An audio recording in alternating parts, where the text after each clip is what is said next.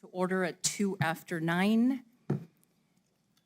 So today is Tuesday, September the 12th, 2023. We are in the Doña County Commission chambers, and we will start with the invocation. Pastor Michael Jimenez from Victory Ministry. Good morning, Pastor. How are you? Good morning. Amen. Well, good morning, Board of County Commissioners and County Manager, Mr. Macias. On behalf of Victory Ministry, I'd like to express our heartfelt gratitude for granting us the honor of leading today's meeting in prayer. So if I may ask everyone to bow their heads as we pray. Father, we come to you in the name of Jesus Christ. We pray for this council meeting this morning, that you may give our council members wisdom and guidance as they deliberate on the items before them. May the decisions that are made today be aligned with your word, applied in the love of Christ, and brought forth in the spirit of unity. The word reminds us to pray for our leaders and all who are in authority, that we may lead a quiet and peaceable life in all goodness and reverence.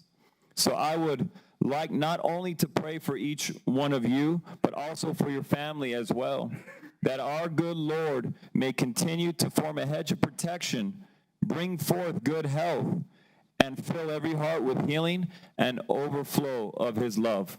Again, we thank you and love you. In Jesus' name we pray.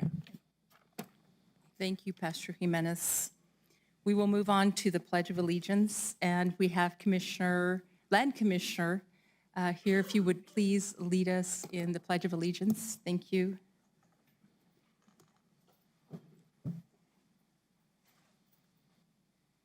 I pledge allegiance to the flag of the United States of America and to the republic for which it stands, one nation, under God, indivisible, with liberty and justice for all. Thank you, Commissioner Garcia. Richard. May I please have a roll call of the commission members present so we can determine quorum? Commissioner Murillo. Present. Commissioner Reynolds. Commissioner Sanchez. Present. Vice Chair Shaljo Hernandez. Here.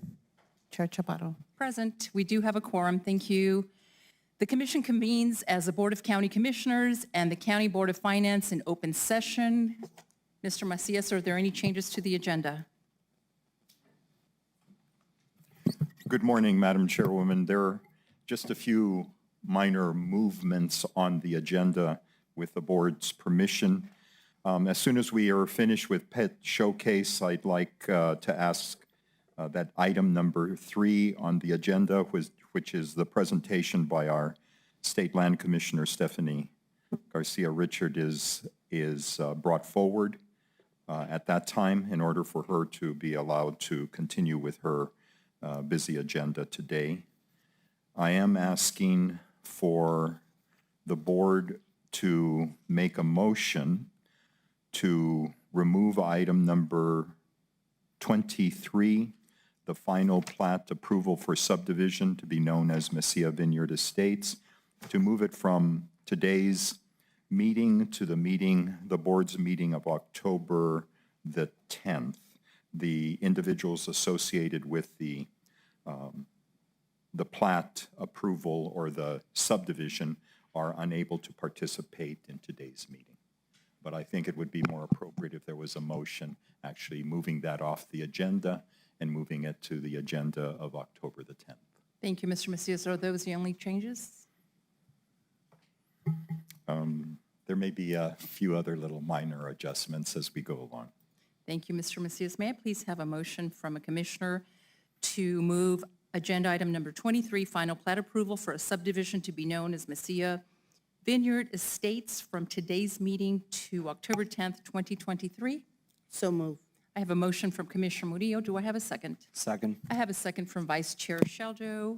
Any discussion, commissioners? No discussion. May I please have a roll call vote? Commissioner Murillo. Yes. Commissioner Sanchez. Yes. Vice Chair Shaljo Hernandez. Yes. Chair Chaparro. Yes, motion carries unanimously. Thank you. We will now move on to the pet showcase. Mr. Macias. Thank you, Madam Chairwoman. On behalf of the County Commission, at each of its meetings, it promotes the adoption of animals from the Animal Services Center of the Mesilla Valley in hopes of an increase in adoptions of animals that are currently situated there.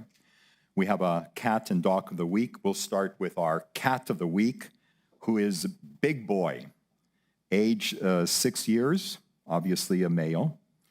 3 of my brothers and I got brought into the Animal Services Center of the Mesilla Valley through no fault of our own. I am a little shy at first, but it just takes me a little bit to get confident. And then I'm giving you hand headbutts and wanting to explore new places. I'm a quiet boy, but my purr is quite loud and comforting. Do you have room in your home and heart for me? That's Big Boy. Our dog of the week is Murdoch, who's 1 year old and also a male. I'm another long-term resident at the Animal Services Center of the Mesilla Valley, and I'm way overdue for my forever home. I'm a super sweet boy who gets along with both people and other dogs. I love playtime and going on walks. I'm also very affectionate and trusting. I just need my forever human to adopt me, and then we can spend all of our time together going on walks, car rides, and exploring the world. So there's going to be some adoption events. There's a community fair this coming Saturday at Young Park from 10 to 1. And then, of course, there's a Best Friends National Adoption Weekend that's occurring also over this coming weekend, and all adoptions are just $50. So again, on behalf of the Board of County Commissioners, we encourage those of you that are here in the audience and those that may be listening or viewing from afar to consider adopting either Big Boy or Murdoch or some other animal that may capture your heart from the Animal Services Center of the Mesilla Valley. Thank you, Mr. Macias. And because there were changes made to the agenda, we will now move forward to Madam Chair. agenda. I'm sorry, go ahead. Forgive me. May I interrupt? Of course. Since we're promoting the animals, I thought we'd go to an item that isn't on the agenda, and one of our well-known personalities from the area, Mr. John Nixon, is here to join us for just a little bit of a special recognition. Thank you, Mr. Macias. The voice of the Aggies, ladies and gentlemen. Jack, good morning. How are you? Oh, yeah. Yeah, Jack.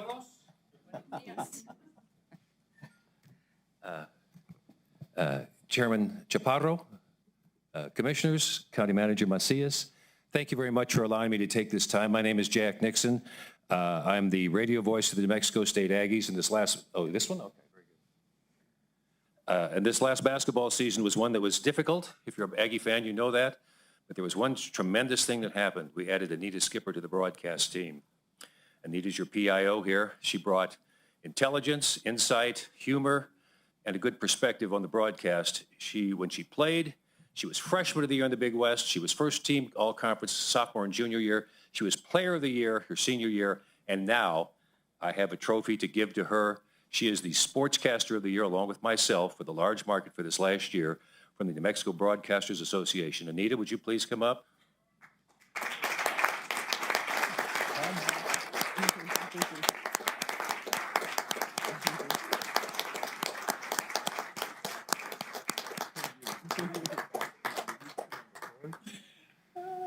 I would like you to have this to put with your other trophies and hope it finds a good spot on your mantle.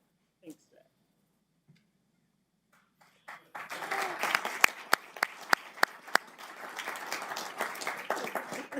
Madam Chairwoman, if you saw that first picture of her charging down on the court, Thank you. if I would have seen that picture right there, that would have been very intimidating when we interviewed her for this job. Thank you all very much. Jack, thank you so much.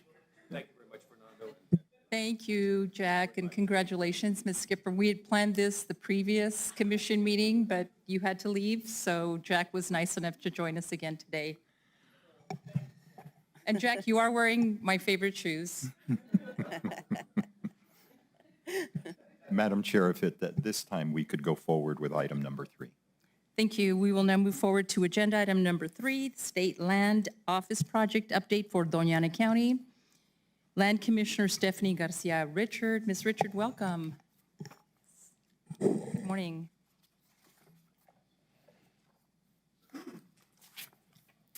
Madam Chair, it is great to be with you here today. I'm Stephanie Garcia Richard. I'm the State Land Commissioner, and we can get into a little bit of what that is if folks aren't familiar with the Land Office.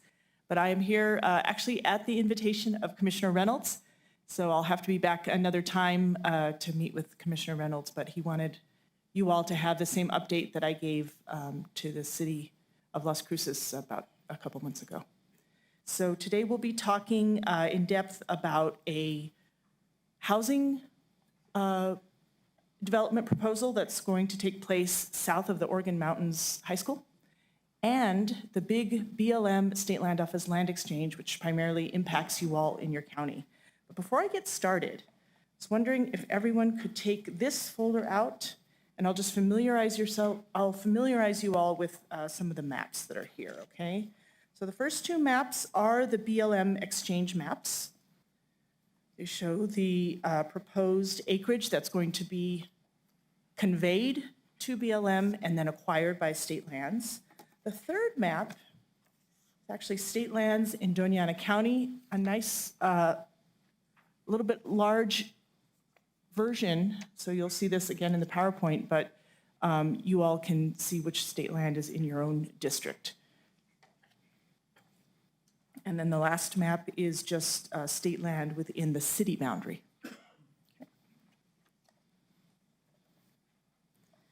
And these maps come to you courtesy of the printing office at the State Land Office. All right, so I'm supposed to do my own presentation, correct?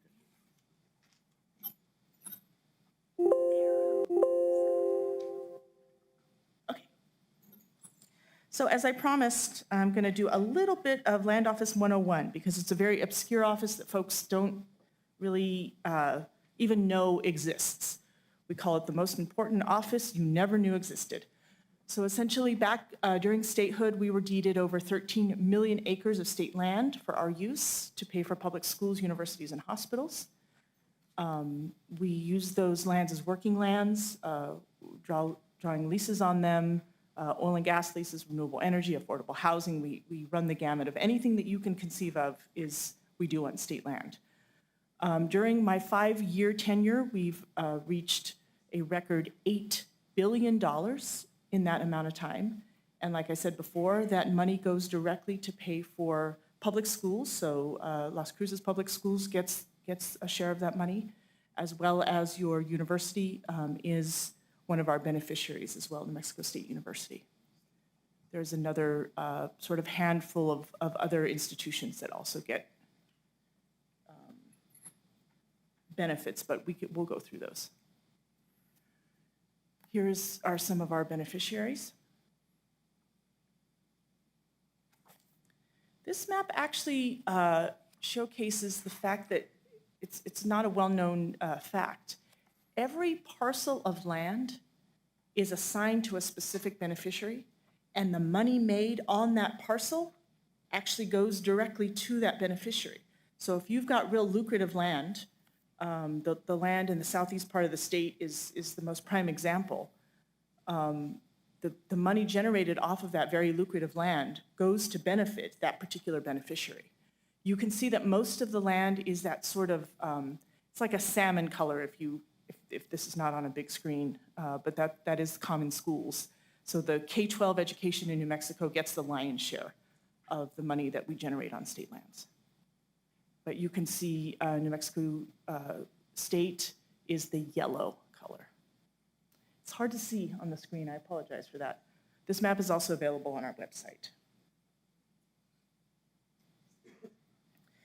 Las Cruces has had, and Doña County has had a not always positive relationship with the State Land Office, I'm sorry to say. There have been land deals that really negatively impacted the community. And when I was running for this office 5 years ago, I heard a lot of those stories, just folks being kind of left to pick up the slack of developers that had abandoned projects, land that had been sold, maybe to the detriment of the state, to private developers. And so when I first came in, we went to the state legislature and asked them to mandate public outreach onto the state land office. There was always this idea that deals in the state land office took place behind closed doors. And so now there is a mandate on myself and every other commissioner that comes after me that on particular developments, so land sales for sure, land exchanges, large pipeline, large transmission line, large developments are mandated to go before the public and have to be notified in the newspaper of interest within that community. This is really, this is our commitment to ensuring that the work that we do actually on your behalf, right? The state land belongs to you all. That the work that we do is transparent and that we are accessible. So these meetings that I have in front of elected boards are a little piece of that, to let you all know what is being proposed for the state land in your districts. Okay?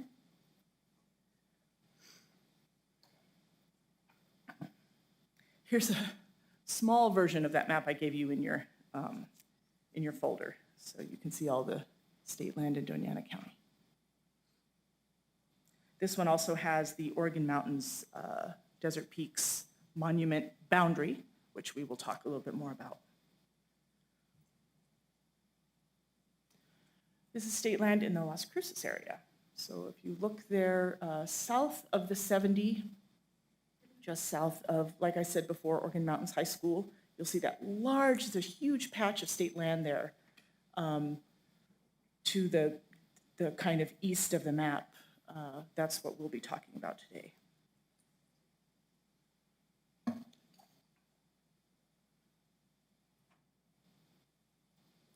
All right, so we are in discussions. This has not been approved yet, so this is still a recommendation before the land office. We are in discussions to expand a housing project, which will be known as Mesa Vista.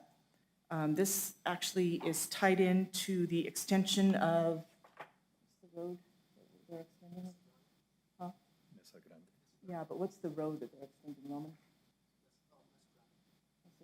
Okay, the Mesa Grande extension will impact this particular housing development.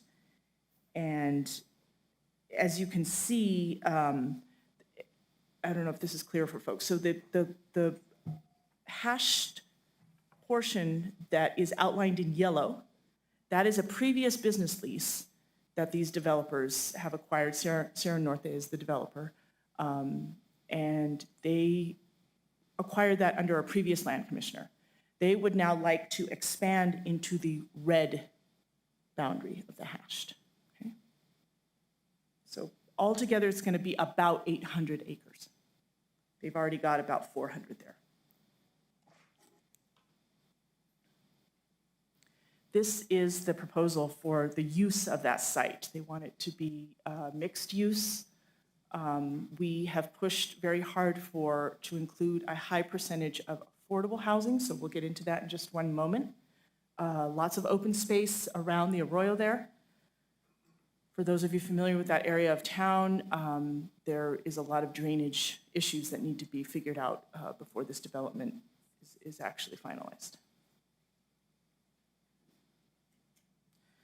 So what we have come to with the developer, and this will actually be in the development plan, we're going to be doing 15% affordable housing and 25% attainable. So you all probably, I know, have heard of the missing middle.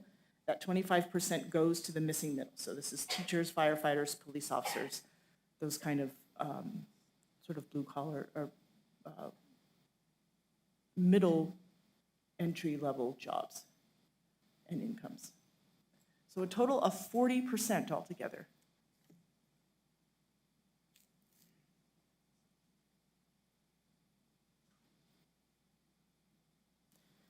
All right, so now we move to the west side of town where the industrial park is. And there is a proposal here from the city of Las Cruces to enter into an economic development lease with the State Land Office. They would like to add to that industrial park in terms of being able to recruit new businesses into the area and ensure that there is infrastructure out on that West Mesa Industrial Park. Okay.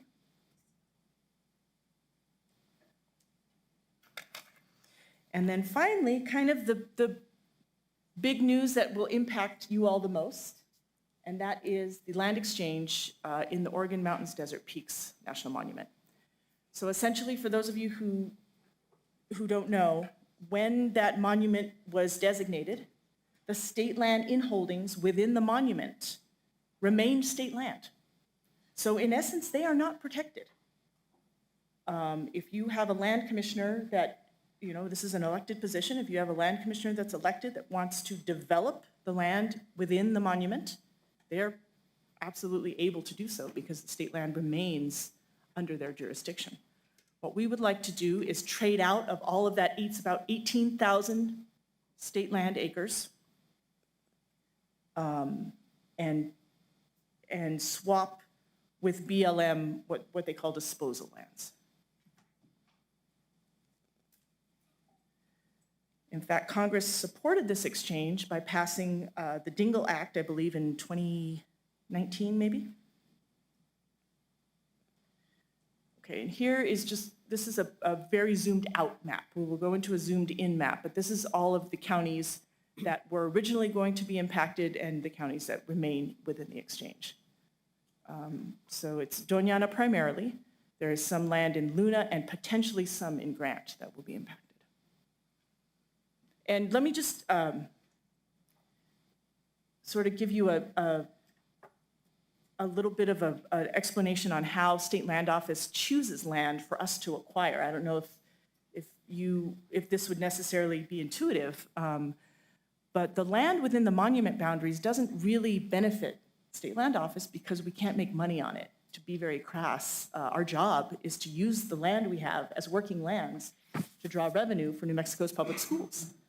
And if there's land within the monument boundary, it doesn't make sense for us to have land there. So what we are looking for is high-value acreage that can be used for commercial development, industrial development, manufacturing, housing, any of those sorts of things. And so that's the land that we were looking for in terms of land that we're going to acquire from the feds. All right, and then here's the map that you all will probably be most interested in.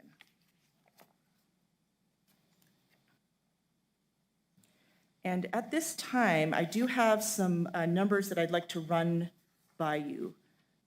So I mistakenly said 18,000 before. It's actually 16,000 acres that we're going to acquire, and then 80,000 state land acres that we're going to trade out of. And hopefully dollar signs start to go off in your head because that is formerly state land that now becomes federal land and will generate PILT. So for this county, we're looking at something like an increase in your PILT of about $180,000 from this exchange. For the other counties, we're trying to hold them harmless, essentially trade in and out of identical acreage so that what they had before will not be negatively or positively impacted. But for Doña, I mean, obviously the bulk of the state land is in this county. Okay?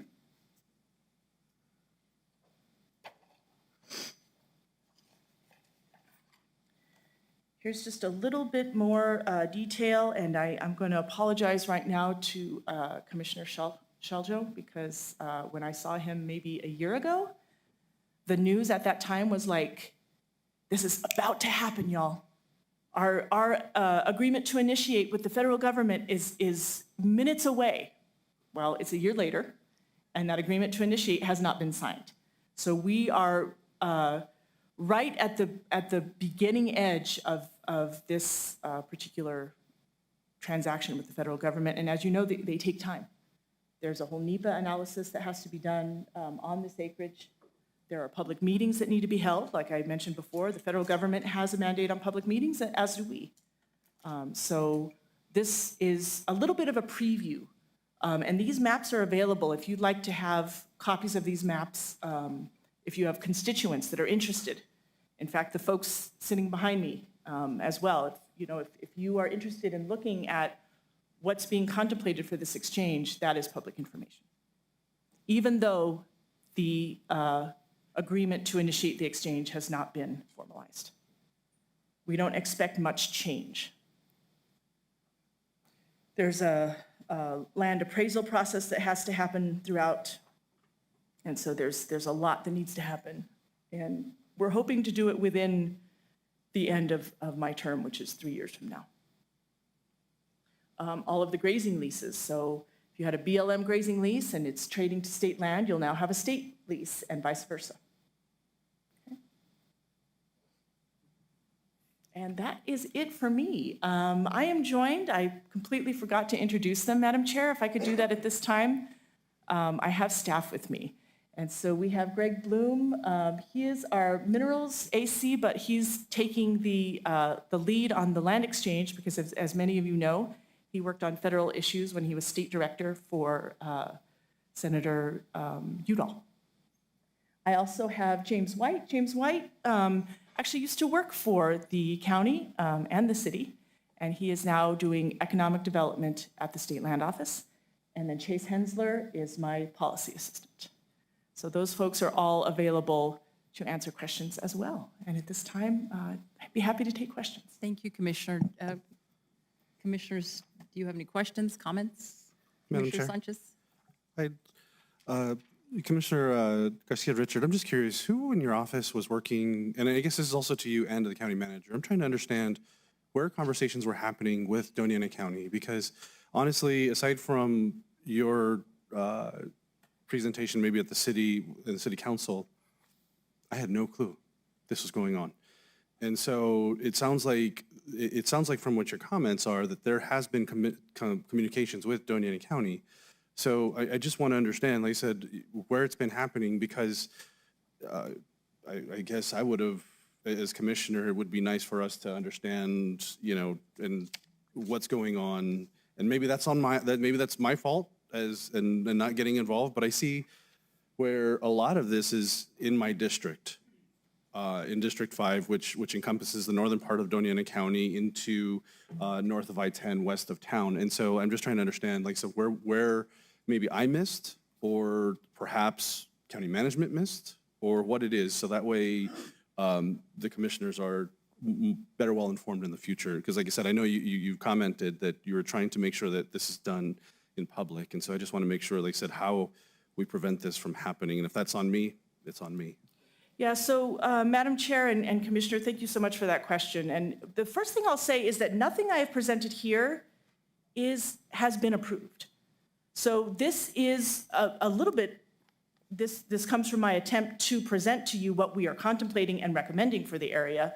If you would like to have conversations with us earlier on, I would absolutely welcome that and be happy to invite you to do that. And I'm assuming you're speaking on the exchange parcels? Correct. Yeah, so the exchange parcels, those have been contemplated for about a year now.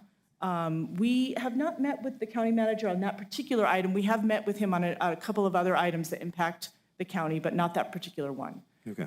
So, if you have particular questions on these parcels, I'd be happy to have a further conversation with you. Like I said, nothing that I've proposed has been solidified. Correct, but I think in part of the input process, I think it would be important for us to know and understand in the county, because I think the only one that I know that I was aware of was specifically the land swap that's been worked with your office and the South Central Solid Waste Authority for the facility on Holman Road. And I know that was something that was brought up during our Solid Waste Authority meetings, that this was going on. It was presented by the director, so we were aware of it. But again, they said if that was going on, then I hope that then the county manager or someone, or even from your office, would notify us. Like I said, I just don't know where the gap was, because I understand it hasn't happened yet, but in in terms of updates and if it's happening or if there's going to be input, I would love to be able to have that conversation with constituents and not, I don't want to be blindsided where I have no idea. And, you know, at least I know if something's going on, I can say, here's the person we need to talk or reach out to get more information. So Your comments are well taken, Madam Chair and Commissioner. thank you, Commissioner Garcia-Richard. I appreciate it. Thank you. And Mr. Macias, I mean, do you know, who were you aware of these land swaps? No, sir. The discussions that we've been having with the State Land Office have to do with property down in the Santa Teresa area for the cargo runway. And again, we've made a number of those presentations to the commission, but and we have had a very good response from the State Land Office, a very positive approach to trying to work something out. But that's really the level of discussion that we've had because that has more directly impacted the county. Related to these property exchanges, we haven't had any discussion. Okay, and I understand. Like I said, I think when we're talking, I know this is particularly with BLM, and so I know we're not the county's not necessarily a direct recipient of it, but within it happening in Doña County, it'd be, like I said, I think I would love to just understand more, and then that way I'm a little more educated on the goings on in your office and in Doña County. So, thank you, appreciate it. Thank you, Commissioner Sanchez. And I'll dovetail off of that, Commissioner Garcia-Richard. A lot of this is going to impact my district, especially the Mesa Vista development that is almost completely in District 4. And I thank you so much for coming and giving us the preliminary thoughts from your office because that's going to be very beneficial to this county. And I'm really excited about it. I think it's going to be good for this county. I think it's a well thought out process, but we'd love to just sit and chat with you because I think these commissioners have a lot of questions. It's going to impact at least 3 districts that I can see from your presentation. So thank you for being here this morning. Commissioners, any other comments, questions? All right. And Commissioner, thank you so much and have a safe trip home. Thank you for joining us this morning. So let me just leave you, Madam Chair, with an offer for any further discussion or information that you require. I know that your county manager knows how to reach me, but my contact information is there as well. Thank you. Thank you. Thank you, Land Commissioner. Have a good day. We will now move forward to employee recognition. The commission will recognize Doña County employees for their years of service to Doña County. Mr. Macias. Thank you, Madam Chairwoman. And again, the board tries to take advantage at each of its meetings to recognize employees that have met a certain milestone in terms of length of service to the county. We're going to start this morning, this morning with Sergeant Dason Allen. Please join me over here. This is one of those situations, 15 years of service, but this is actually a retirement recognition. So although we were here just a few months ago in terms of recognizing Sergeant Allen for his longtime service to the county, I didn't think we understood at that time that he would be retiring, and it really is a substantial loss to the county. We just recognized Sergeant Allen in May for his 15th work anniversary, and today we see him here because, again, he's now retiring. Sergeant Allen joined the Doña County Sheriff's Department in April of 2008 as a certified deputy. He currently supervises the traffic division and monitors several traffic grants, including New Mexico Department of Transportation and DWI to end drunk driving, selective traffic enforcement program to manage high accident areas, and buckle up, click it, or ticket, because we don't all wear a seatbelt while driving or riding in a vehicle. He also coordinates the traffic and criminal software, reviews reports, responds to traffic-related calls, and monitors the scheduling of the crash reconstruction team. He taught the Patrol Division section of the Sheriff's Citizens Academy, sharing his knowledge and experience to help enrollees better understand the multifaceted aspects of the job. For fun, He enjoys getting away from traffic to hunt and fish, but his main hobby is golfing. Please join the commission in recognizing Sergeant Allen on his upcoming retirement and thanking him for 15 years of dedicated service to the Sheriff's Department, to county government. And again, just speaking on a personal level, Sergeant Allen has been one of the more pleasant individuals who is charged with very serious responsibilities, but he's been an absolute pleasure to work with during his tenure here at Doña County, and the best of attitudes. But ladies and gentlemen, please join the commission in congratulating a very special law enforcement officer in his retirement.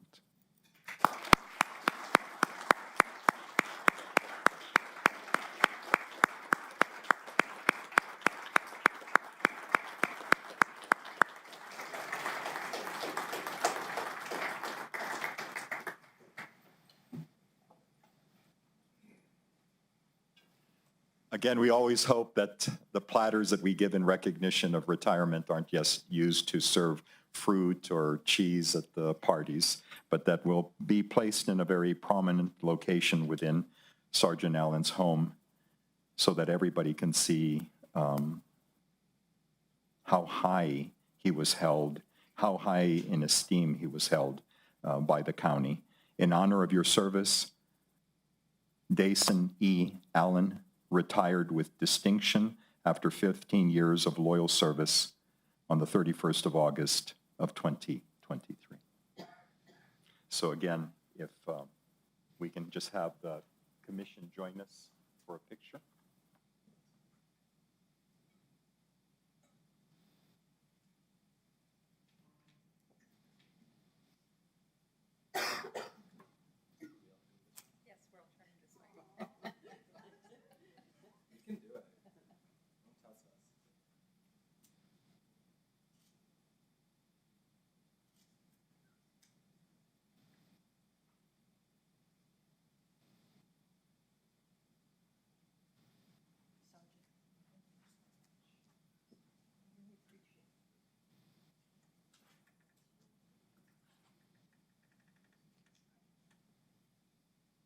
If Lieutenant Oscar Tejas would please join us.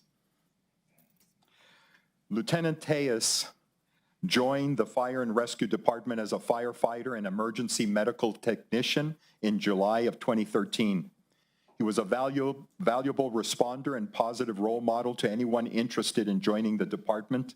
In June of 2022, he was promoted to Lieutenant EMT, emergency medical technician. In his spare time, he enjoys the outdoors, traveling, spending time with his family and friends. Lieutenant Tejas is known for his sense of humor. I'll let him come up to do his comedy routine in just a moment. He enjoys, while the job can be stressful and challenging, his colleagues can count on him to lighten the mood with a well-timed joke. While off duty, he's often in the kitchen cooking up something delicious for his family. He enjoys spending time with his wife, Jessica, 2 daughters, Sophia and Madison. They enjoy traveling together, especially in support of the daughters' sports events. Ladies and gentlemen, again, another true servant to the community. Please join the commission in congratulating Lieutenant Oscar Tejas and thanking him for 10 years of dedicated service to the residents of Doña County and to our Fire and Rescue Department. Congratulations.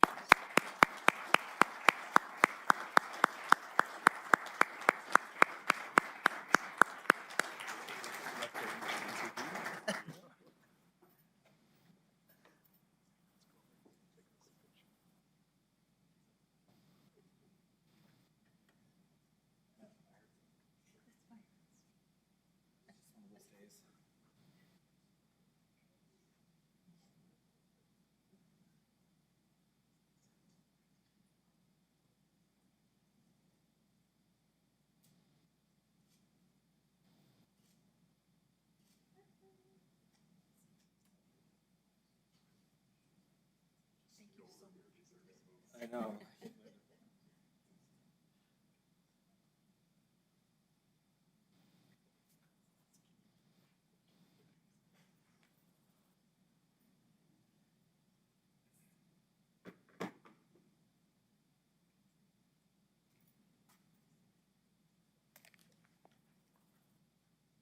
All right, let's proceed with Mr. Orlando Casas.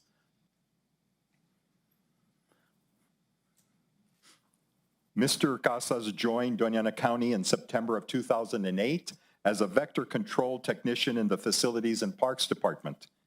As a public health vector control technician, his duties are to prevent mosquito outbreaks as much as possible. And I know that all of you here in the room want him to come and visit your area really soon because of all of the mosquito-related issues. An integral part of the vector control team, he and his team help us prevent mosquitoes from carrying the West Nile virus or any other type of disease mosquitoes carry. They treat stagnant water, ranging from river seepages to stormwater canals, irrigation culverts, and retaining stormwater ponds. Early in the morning, you might spot Mr. Casillas in a county truck as he treats the affected zones for adult mosquitoes. After work, he enjoys the outdoors and may potentially find some mosquitoes as he enjoys hunting, camping, and coaching his sons in baseball. When he finally relaxes, he enjoys spending time with his friends and family. Again, join the commission in recognizing Mr. Casas on his work anniversary and thanking him for 15 years of dedicated service to the residents of Doña County. Mr. Orlando Casas.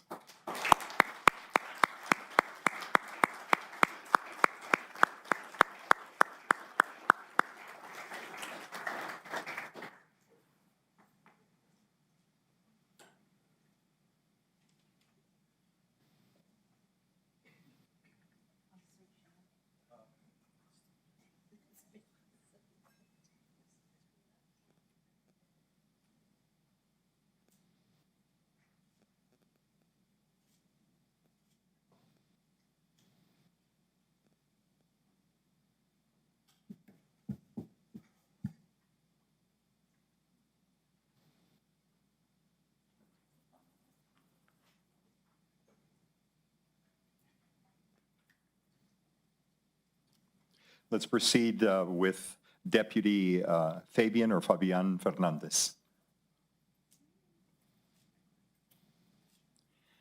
Deputy Fernandez joined the Sheriff's Department in August of 2008 as a cadet. He successfully completed the Law Enforcement Academy and became a certified deputy in 2009. He was assigned to the Patrol Division in 2010. In this role, he investigates vehicle crashes and is also an instructor in several DWI and crash investigation classes. He is the senior deputy in the traffic team and is best known for his expertise and certification as a drug recognition expert, where he is well regarded for his professionalism and dedication to public safety. His supervisor, Sergeant Jonathan Almanza, said that he has known Deputy Fernandez as both a peer and now as his supervisor, and has firsthand knowledge about how seriously Deputy Fernandez takes his role in both traffic and DWI units, consistently exceeding expectations.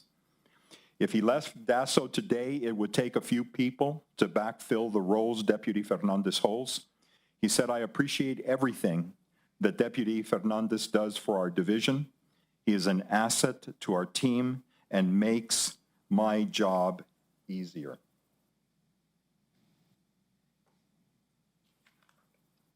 In his spare time, Deputy Fernandez is a huge, let me see if I see a lightsaber, a huge Star Wars fan, and is said to have the Force with him. He enjoys woodworking and takes pride in completing small projects. He also takes time for camping and spending time with his family. Ladies and gentlemen, a special recognition to a very special law enforcement officer. And let's thank him for 15 years of dedicated service. And those of you that are truly Star Wars fans, or even Star Trek, let's give him a special, forceful recognition.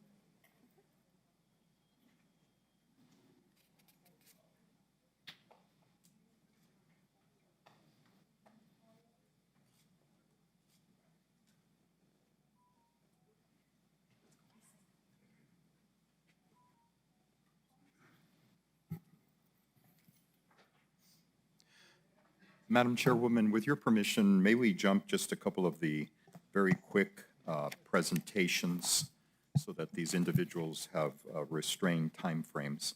One is the proclaiming October 4th as International Walk to School Day, and the other one is just presenting the logo contest winners to the commission. So if we could proceed with item 2, with your permission. Commissioners, are we all right with that? Yes, all right. Then we will proceed to agenda item number 2, proclaim October 4th as International Walk to School Day in Doña County. May I have a motion, please? I'll move approval. Second. I have a motion from Commissioner Sanchez, a second from Vice Chair Sheljo. Commissioner Sanchez. Thank you, Madam Chair. So this year in 2023, the International Walk to School Day will celebrate its 27th worldwide anniversary. And I know this is one that is really exciting because we see every year the kids that get to walk to school in places that we don't see it very often anymore. And thousands. This is not just here in Doña County, but a international event, especially even here in the United States. But I did want to ask Miss Ashley Curry if you wanted to come on up along with your team, because I know one of the things we're so lucky to have someone like Miss Curry and her team with Las Cruces Public Schools, Safe Routes to School. You guys do an amazing job every year to get kids and parents and teachers, and I mean it's a whole group that gets to come out, and even in the county we get to see get the support from the sheriff's office as well. So it's a true community event. I wanted to kind of highlight a few things, and then I'll turn it over to you, Ms. Curry. But one of the things that you do is really a focus on safety and fun outdoors, and it's about gathering these students so that way they understand that they can walk to school, what it's like to properly follow the rules and with the rules of the laws of the road, and they walk to school so they can see it's safe. And I know it's one of the biggest things that we have is, I think, as parents, is to let our kids walk to school. We, here at the county, we've supported you guys. We continue to support this initiative, and we will, whether it's riding your bike to school or walking to school, it's important for kids to get outdoors.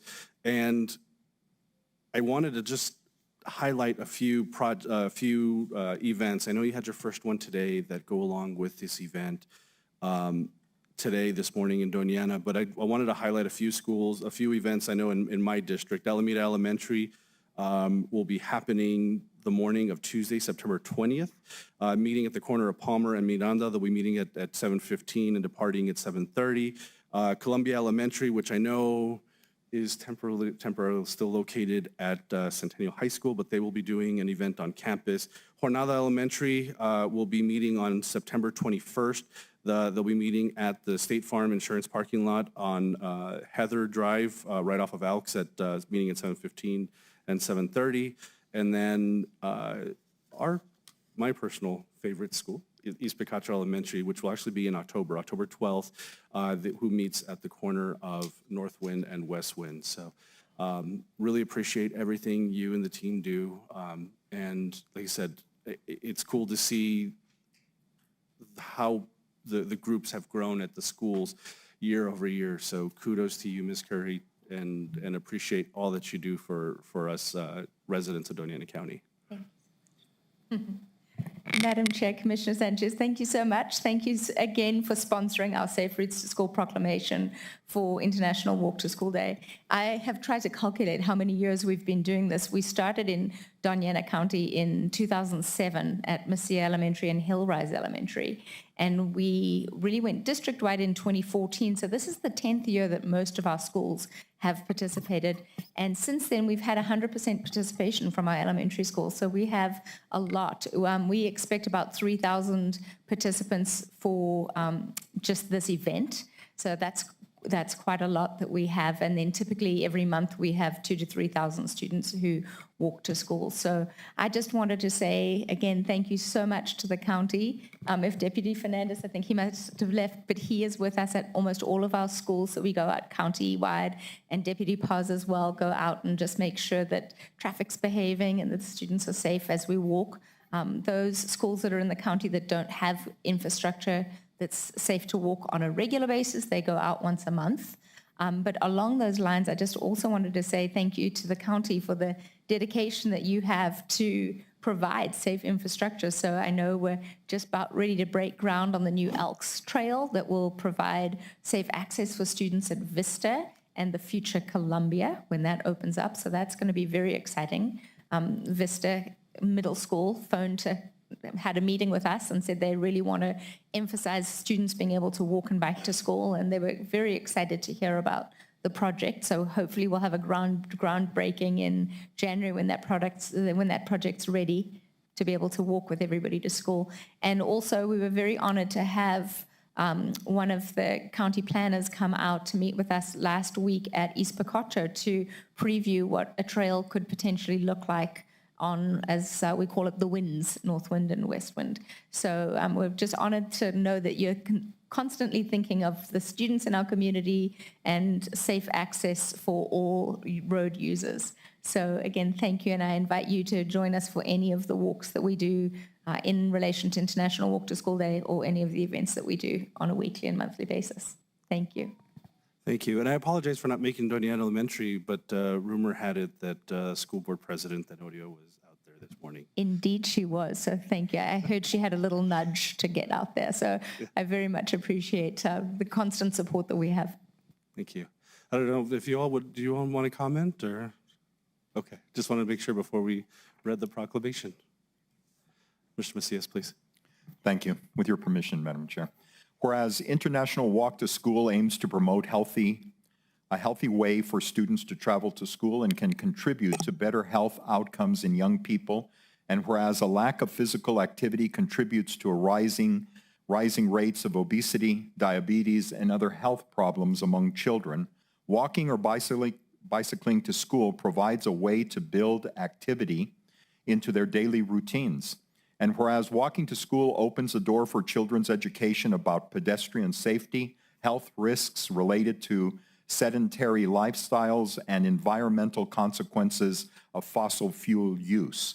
And whereas driving students to school in a private vehicle contributes to traffic congestion and air pollution, identifying shortcomings in transportation systems is the first step toward enhancing bicycle pedestrian safety. And whereas the community members and leaders are encouraged to take immediate changes that support our children's ability to safely walk and bicycle to school, Las Cruces Public Schools, as part of its Safe Routes to Schools initiative, encourages students and parents to walk to school whenever possible. And whereas, in solidarity with communities around the world, Las Cruces Public Schools is participating in Walk to School Day events during the week of September 19th through the 22nd.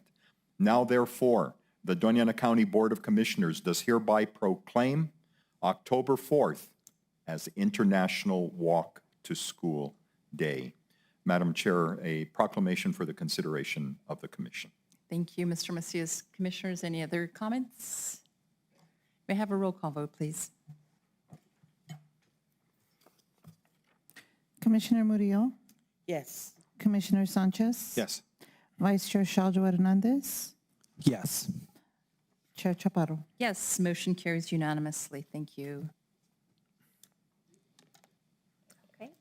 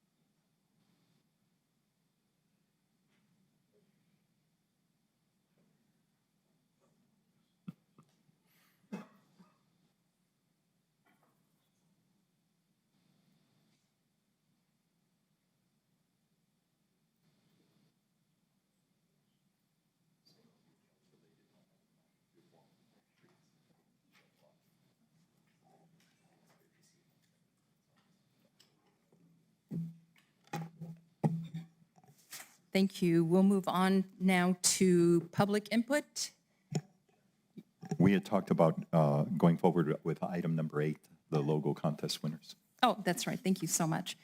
We will move forward with agenda item number 8, present the logo contest winner for Doña County. May I have a motion? It's Oh, it's a just presentation. That's right. Thank you. Good morning, Ms. Skipper again. Were you surprised this morning? I was. You got me on that one. Thank you again. Chair Chaparro, commissioners. Okay, just a little brief history for anyone who's following along for the first time today. On May 19th, we concluded a community-wide logo contest where we invited the community to give us their thoughts on what they would like the new county logo to look like. And we received quite a few submissions, and so I want to thank all the people who participated in that. We also selected a panel from each of your districts where there was a representative from each district who served to give us feedback and to choose the finalists in that contest. From there, I held individual meetings with you all to get your feedback on which were your top 3 choices. And so the winners today are those 3 logos that you selected as your top 3 choices. I will mention that we listed in our instructions that this is not the end of the contest. We use this contest to give us some ideas about how we would like to move forward.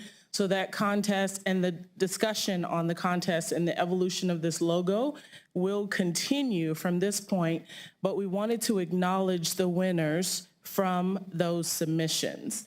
And those winners are here with us today.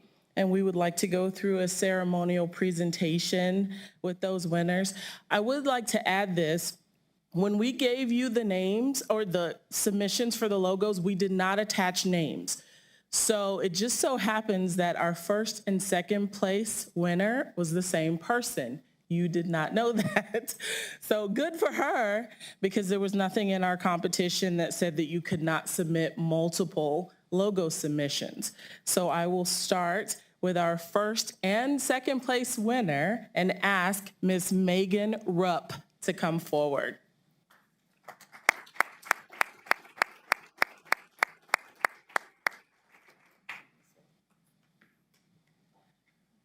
The first place prize was $500. The second place prize was $300, which is why the check shows an $800 total.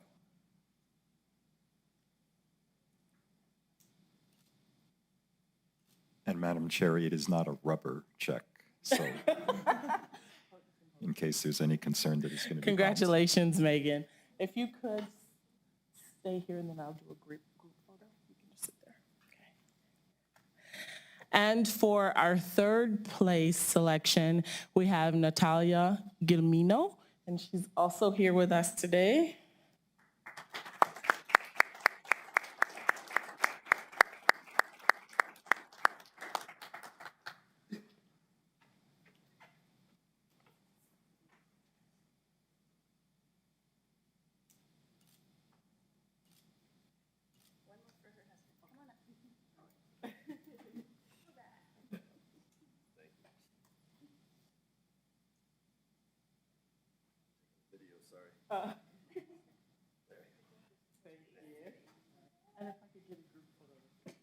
With the commission.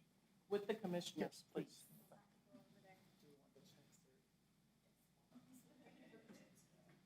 Well, no, with the checks.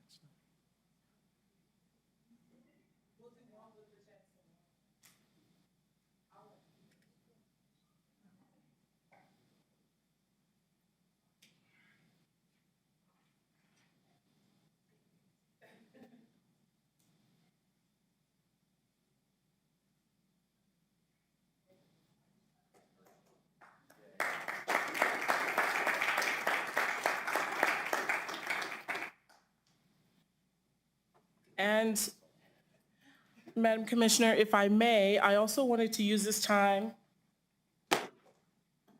to give you all an update on the logo design.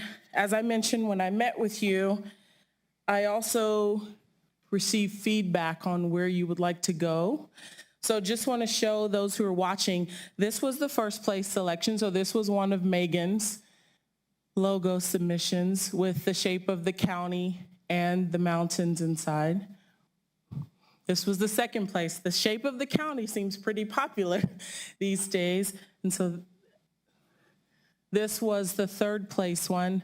We have an affinity for the Zia symbol, so that was pretty popular, as well as the chili inside and the founding of the county. And that was Natalia's. And so let's talk about updates. Based on your feedback, you wanted to see that logo, the original one, the second place one, in different colors. And so we did some mock-ups there where you wanted to see the county not bleeding into the red so much. So we moved it up a little bit, and we also went with a blue color versus a red, white, and blue color. And then here we did a version of it with the Rio Grande running through it. So these are just some looks. We will meet at a later date where we can talk about where we go from here, but I want you to know we heard you and we did what we could to mock it up. We also wanted to focus on being modern. The purpose of this new design is to move it forward and not have so many geographic images. We wanted to focus on a logo that was versatile, transferable. One of the challenges we often find is when people try to duplicate it, they never quite get it right because it has so many intricate details. And so here, just some different variations of modern. People always thought of sunshine, bright, desert, and they wanted to still be a little bit earthy. So you see the gold colors, the red colors. That was feedback that came to us as well. Here you will see the chili being used there as a tilde. One of the things you all commented on was, let's highlight the uniqueness of Doña County.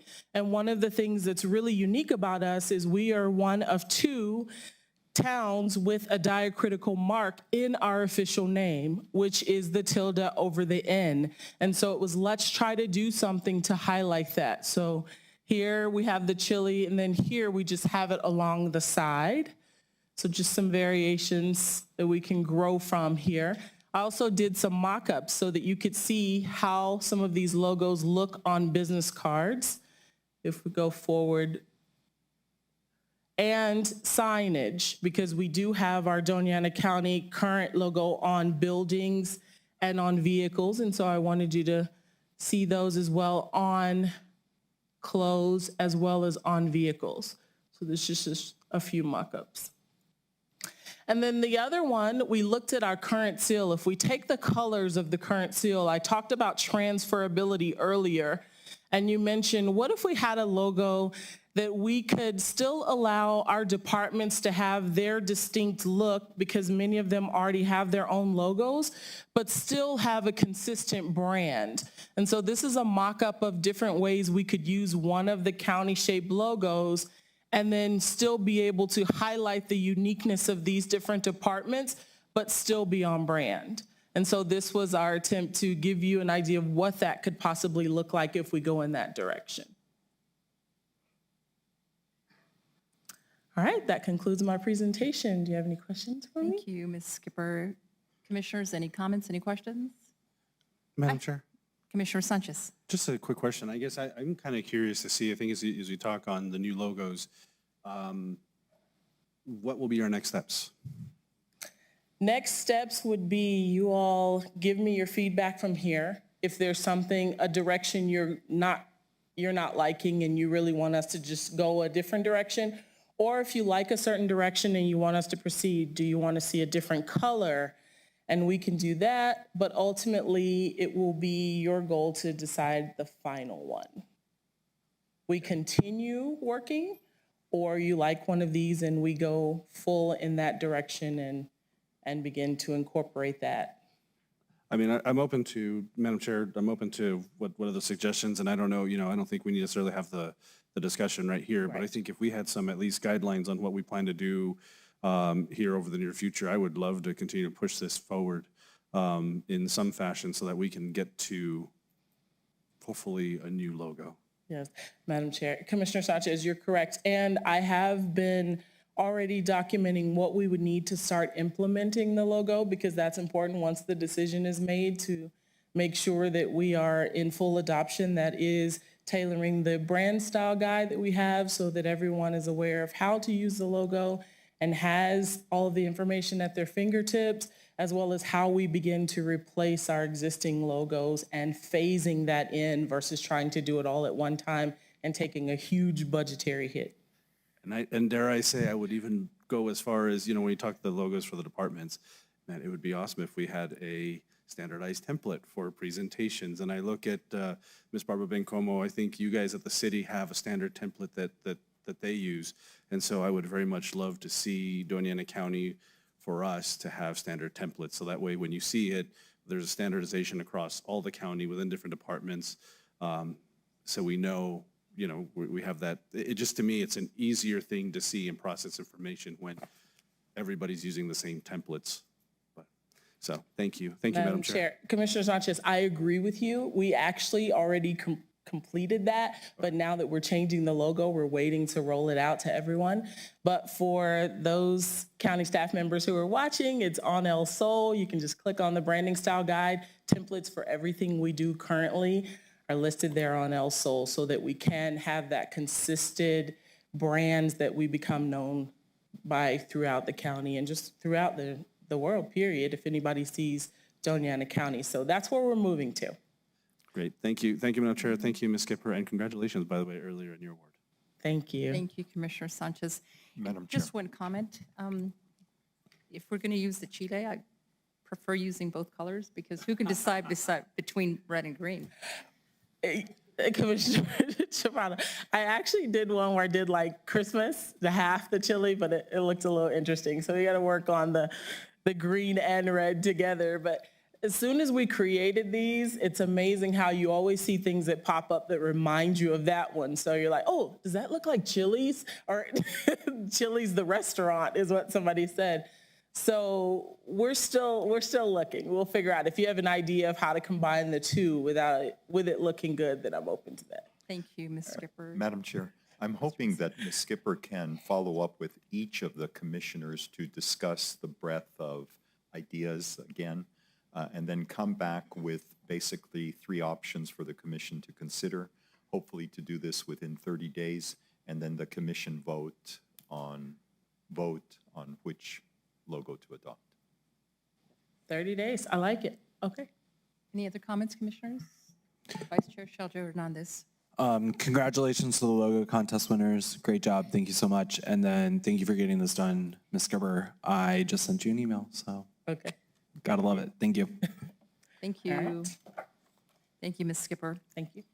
All right, we will move forward with public input. And if there are any persons that would like to address the commission, please step forward. Remember, you have 3 minutes, and please sign the book to your left. Good morning, Ms. Diaz. Good morning, commissioners, county manager, staff, and public. My name is Yoli Diaz, Executive Director of CARE. I'm also a patient advocate. I am here today because I continue to advocate for Doña County residents who have been denied needed health care, especially cancer care, at Memorial Medical Center. Yesterday morning, I sent about 40 people the email titled, MMC did it again. MMC denied an indigent, uninsured patient in the Doña County Healthcare Assistance Program who is also disabled. I am not here as a mother or daughter that I am. I'm not here to ask you to have empathy, although I know you have empathy. I'm not here to ask you to feel the fear I felt when my son was diagnosed with cancer. I'm not here to ask you to feel the pain, the loss, and the trauma I felt watching my father suffer and die from cancer. I am not here to ask you to imagine what a cancer patient feels, their fear, their mental anguish, their pain, their frustration, their suffering, their weakness, their anxiety, their aggression, their depression, their helplessness, their physical changes, their hair loss, their weight loss, or gain, loss of appetite, chemo side effects, radiation burns, financial burden, their recovery, their hope, their stamina, and will for life, and their gratitude. You see, I have no ill will towards anyone. I would never, absolutely never, emphatically never want anyone to know what a cancer diagnosis feels like for their loved one or for themselves. Absolutely never. Unquestionably never. I am here again to let you know that it happened again. Memorial Medical Center denied a patient, this time above it all the challenges are greater, a disabled patient. It's all in the email I sent you. What I'm here is to ask you to please interpret the same thing I do, that Memorial Medical Center is in violation of the lease between Doña County and City of Las Cruces. Please help. They're also in violation, in my interpretation, of the same statute that you recently updated graciously, I felt, the Resolution of Indigent Care. It's all in the lease. A qualifying hospital shall accept every indigent patient who seeks healthcare services from the qualifying hospital. Please help. Thank you. Thank you, Ms. Diaz. Is there anyone else that would like to approach the podium and speak to the commission? Good morning.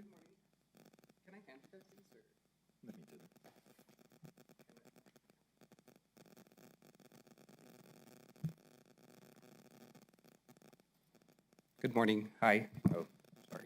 So I'm here to speak on voting, and I'm sorry I'm a little nervous. I've never done this before, so. Would you start with your name, please? Anthony Granite. My name's Anthony Granite. I'm a voter here in this county of Doña and the state of New Mexico. And I'm just bringing to your attention some laws and statutes that have come to my attention and some information about the EAC and certain voluntary voting system guidelines that aren't being followed by the EAC. And so first and foremost, we use voting machines to tabulate our votes, correct? And we have two methods. Well, the SOS has two methods to certify these things, and it's follow the New Mexico election code. And two, we have to follow the EAC's VVSGs, the voluntary voting system guidelines. And so what I'm bringing to your attention is that the EAC uses a manual. It's called the VSTL program manual. And 3.6.1, certificate of accreditation. Your certificates of accreditation for VSTLs should be signed by the chair of the commission. And I have provided 3 of the publicly available certificates of accreditation from ProVNB. And those are going to be signed not by the chair, but rather the executive director. And so I'm here today to represent all voters of New Mexico, and particularly in the county of Doña, because our vote matters. Our vote is our voice. It's the First Amendment. It's our freedom of speech when we get into the ballot box and we make a vote. And I think it's so important that we consider this information and wonder, are the machines properly certified by law? And if not, what is the alternative? So I thank you for your time. I yield. Thank you. Thank you. Is there anyone else that would like to address the commission? Please step forward. No one else? Okay.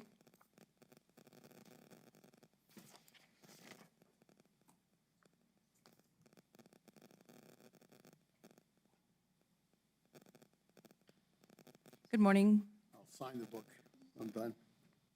Good morning. My name's Jim Hurst, and just want to talk to you this morning about America and what we are and what we are not. If you watched the coronation of King Charles, and I'm sure you did, then you heard these words: I, Charles, do solemnly and sincerely in the presence of God profess, testify, and declare that I am a faithful Protestant and that I will secure the Protestant succession to the throne. This quote highlights the difference between the British monarchy and America's democracy. Recognition of the king requires a belief that the king is God's anointed and chosen by God. The coronation is when the church recognizes the king's anointing. So the king recognizes the church, and the church recognizes the king, How convenient. You can't have a British king without the Church of England and the Protestant God. On the other hand, democracy presumes only that the president is the choice of the people. No God or church is required. What is distinctive about the American government compared with the monarchies of Europe is that we established a secular government. That is our distinctive. One can argue the beliefs of individual founding fathers, but none can dispute the work of their hands. They brought forth a government that laid no claim on the anointing of God. They did not allow any religious test for civilians or officers alike. That is why our founders could be so bold as to separate church and state, because democracy, unlike monarchy, requires no faith. Because democracy requires no faith, then all faiths and no faith at all are equal in the eyes of the law. And a democratic government requires no God and accommodates none in our law. Law and public policy ought to be made on what is just and reasonable. There is no other justification for law and public policy. And that brings me to the subject of prayer at these meetings. The implicit meaning of the prayers offered here, as far as I can tell, is that you, the commission, will know and do God's will. But knowing and doing God's will is not the task at hand. Good and just law and public policy is the task at hand. This citizen wishes you would apply your reason to the problems of Donna Ana County, and for that, no deity is required and none should be invoked. Thank you. Thank you. Is there any other member of the public that would like to address the commission?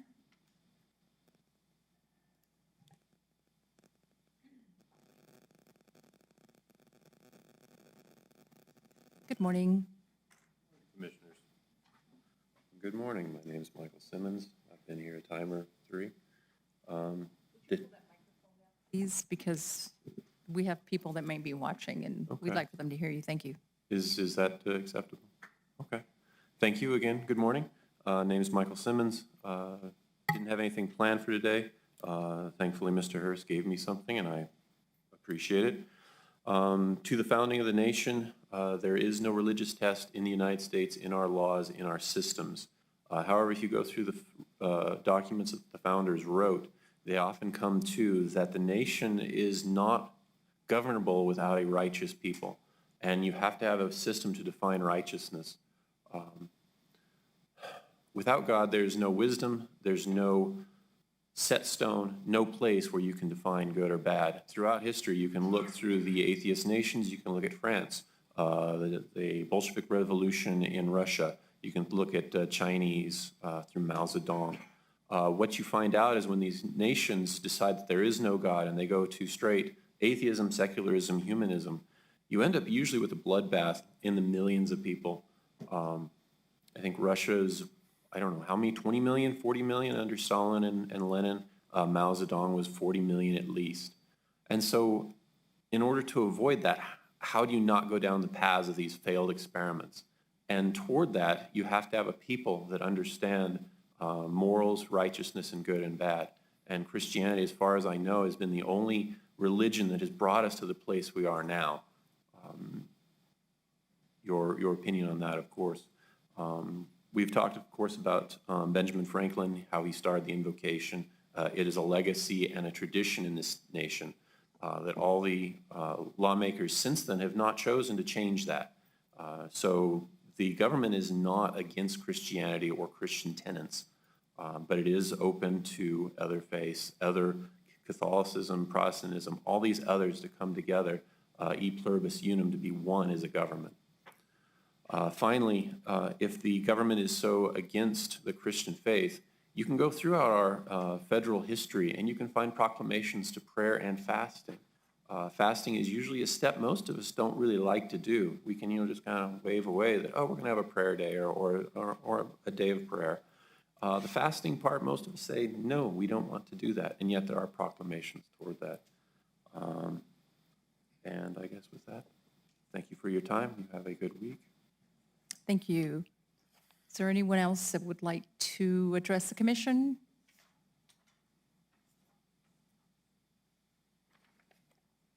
Good morning again. Good morning. I wasn't actually planning on addressing you, but after that gentleman's comments, I feel like I have to. Obviously, my name is Megan Rupp, and I just wanted to address the idea of separation of church and state. That was meant to separate the official state from an official church. It never meant that the state was never to work with any religious organizations in order to help the people of the area. In fact, many of our founding fathers worked with various churches, with various groups in order to enact goodwill toward people, to help poverty, to do all these things for people that they need help with. So the idea that this country was founded in order to be an atheist country is not correct. That does mean that you don't make any law of office where you have to make an oath to a specific church, and that's good. We don't want to persecute anyone for their religious beliefs or lack of religious beliefs in this country, and I agree with that. But having someone give a prayer, and especially when I notice that you have tried to invite a different church every time, and I'm assuming that it's not always a Protestant church, but you probably invited Muslim churches, members of the Jewish community, to come and give prayers, I think is perfectly reasonable. And also, I would like to comment on the fact that our laws are based on a foundation of Judeo-Christian values, which are found in the Bible. So the idea that you need to respect other people as yourself, that there is a light in them that you also contain, that is found in the Bible. That was found in the Judean Christian Bible, and that is where we have the basis of all our laws. The idea that we have to treat people equally regardless of who they are, that all comes from that history. I don't know of any other history where you find that principle. And that's the principle that stopped slavery worldwide and continues to work to help bring people out of slavery. That's a principle that I think is very important. And so whether or not I personally agree with a prayer that is given by a pastor or a person of faith that I don't necessarily adhere to, I don't think offends or should offend anyone. Even if I lacked any religious faith or fervor, I don't think that's offensive. To call upon God in order to bless you, to do the best to interpret the laws as you see them, which is what he was asking you to do, not to follow God on some religious zealous cruise and not take into account the laws of this land, which I think is what you're trying to do. So those are my comments. I don't think you need to get rid of the prayer at the beginning of the meetings. Thank you. Thank you. Is there anyone else that would like to address the commission? Please step forward. Right. Seeing no one else, we will move on to staff input, please. Mr. Macias. Thank you, Madam Chair. Just very quickly, I'd like to ask Mr. John Gwynn to come forward, the director of our Flood Commission. We've had an opportunity we went yesterday morning to be able to take a look at the work that's being done on the Gardner Dam, actually, because it's now completed. And we're trying to get the governor to come down for kind of a dedication and also tied to the beginning of the project, the cargo project at the Santa Teresa Jetport. So we were out there taking a look at the different projects, and I thought that they were impressive enough that I wanted to make sure that the commission had an opportunity to get an early view at the work that was being done. Good morning. Good morning. Good to be in front of you all again. John Gwynn with the Flood Commission. Yesterday, we actually went out and toured 4 different facilities that we're actually working on, and so I thought I'd give you just a very brief overview of what's happening. In addition, I also had Mr. Macias hand out to you a list of current projects that we're actively working on. It's really not intended for me to speak too much on those today. If you so wish, I can. But it's to give you an idea of all the projects, all the flood control projects throughout the county that we're working on. And it's a massive list. And so if you'd like to speak offline about those, we can do that. But let's get started into this. And I apologize for the quality of some of the images here. But this was put together very quickly. So this is 2021, when the storms hit the La Union area, the whole south part of the county. The pumps are standing there on top of the dam. The dam was within a few inches, 18 inches or so of going over the top, and water was actually beginning to seep underneath the dam, so it was in risk of a catastrophic failure. We pumped the dam at over 4,000 gallons a minute for a month, and we still had water left over. So it was a massive amount of water, and it could have damaged a whole lot of people. So we've gone from this in August of 2021 to this. Now, this is a video that I shot. It'll give you an idea of how large this project is. This was funded by the governor, a $3.4 million grant. The dam is now gone. In its place is an extremely large pond, about 15 acres in size, over 30 feet deep. It has basically been in construction for 9 months. So we've gone from having some preliminary plans, finishing design, through all the permitting process with BLM, the state engineer's office, and to construction, and complete construction in 2 years. So for us, this is quite a milestone to get to this place. And there's really no way to get the vastness of this project without actually seeing it in person. We're working with the governor's office right now, trying to schedule a dedication for the project, and it looks like it'll probably be sometime in November. And when we get some dates, we'll make sure and let everyone know. Any particular questions about the Gardner project? I'll just go through them because it's just. Okay. Just so we can get through this expediently, I'll move on to the next one. So I just want one more turn. It shows the entire ponding area.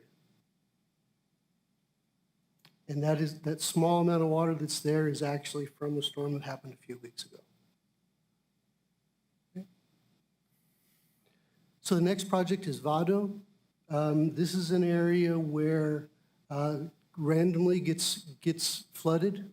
And so the shaded area that you see is what the project contains. It's about a $2 million project being funded through the ARPA program. This project the design's 100% complete. We're just waiting on one small property acquisition that we're working on. And this will get started in construction by November. The next one is Telbrook Arroyo. This project is another one that's been looked at for many years. We actually had a design complete, and when the storms in 2021 hit, the arroyo was damaged extensively, and it also made us rethink our design. So I want to show you a real quick video, and again, apologies for the quality. This was turned into us by a constituent. So this is that arroyo running during that storm event. Massive amount of water. And right now you can see we're standing parked on a bridge, and in the next few seconds, the water will actually begin to come over the bridge. You can see the wave coming in now. This is what we face in Doña County when we get a flash flood.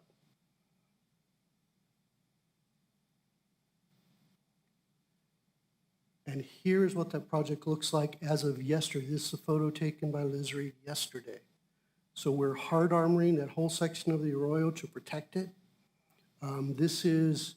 We got about a $300,000 grant, and there's about $700,000 of flood commission money that will be complete by the end of this month. Now we're to La Union. Now we actually have 4 projects in La Union. This is the most prevalent one right now. Currently, if you remember, we bought some properties along this section of Mendez Street back in 2022. So all those homes are now gone. We're currently working on acquiring this property on this side. And what this project consists of is turning that whole block into a ponding area. And then there'll be underground storm drain that will run down Conejo down to Centenario, and it'll catch water all along the way, and then also capture water on Centenario, and then put it into our existing cruise pond that we have. The design is 90% done. We'll have the 100% design by the end of this month. The cruise pond will be expanded, making it deeper. That construction will start within the next month. The pond itself and all the underground storm sewer that goes with it, all of that will all be started and completed before the next monsoon season. And with that, that's all I have to present. Thank you. Commissioners, any questions, any comments? I saw Commissioner Sanchez smiling because that's up his area as an engineer. Any comments? No? All right, thank you. Commissioners, questions? Thank you. Good job. Thank you. Madam Chair, we have just one more item from Ms. Michaels. Good morning, Ms. Michaels. Good morning, Jamie Michael, County's Health and Human Services Department. 2 bits of good news to share with you. First, I wanted to let everyone know that we are getting ready to go live with a new program called Connect Doña. It includes most of our partners that have contracts with the county and many other healthcare and social service agencies in the community. It includes our community health workers who are working as navigators, and it includes an online platform called Unite Us that is a closed-loop referral.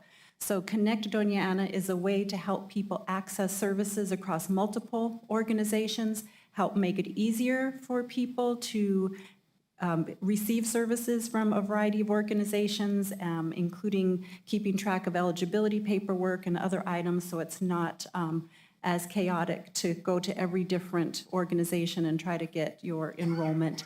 So we're excited. This is the logo, but the colors are wrong on here. I'm not sure why it is projecting this way. But again, it's exciting because we're working with so many community partners. Our community health workers are key to this, and we really are hoping it's a way for people to better access services. So as this rolls out, I'll make sure you all have information so you can let your constituents know, go here, and that will open the door for a whole variety of services. The other thing I wanted to mention is the student intern that you all recognized about a month ago was also recognized last week by the Las Cruces Chamber of Commerce. She received one of the healthcare awards. So it was we were pleased to be able to recognize one of our student employees. Thank you. Thank you, Ms. Michaels. Thank you, Madam Chair. That completes staff input. Thank you. Now we have county elected officials input. Good morning, Sheriff. How are you?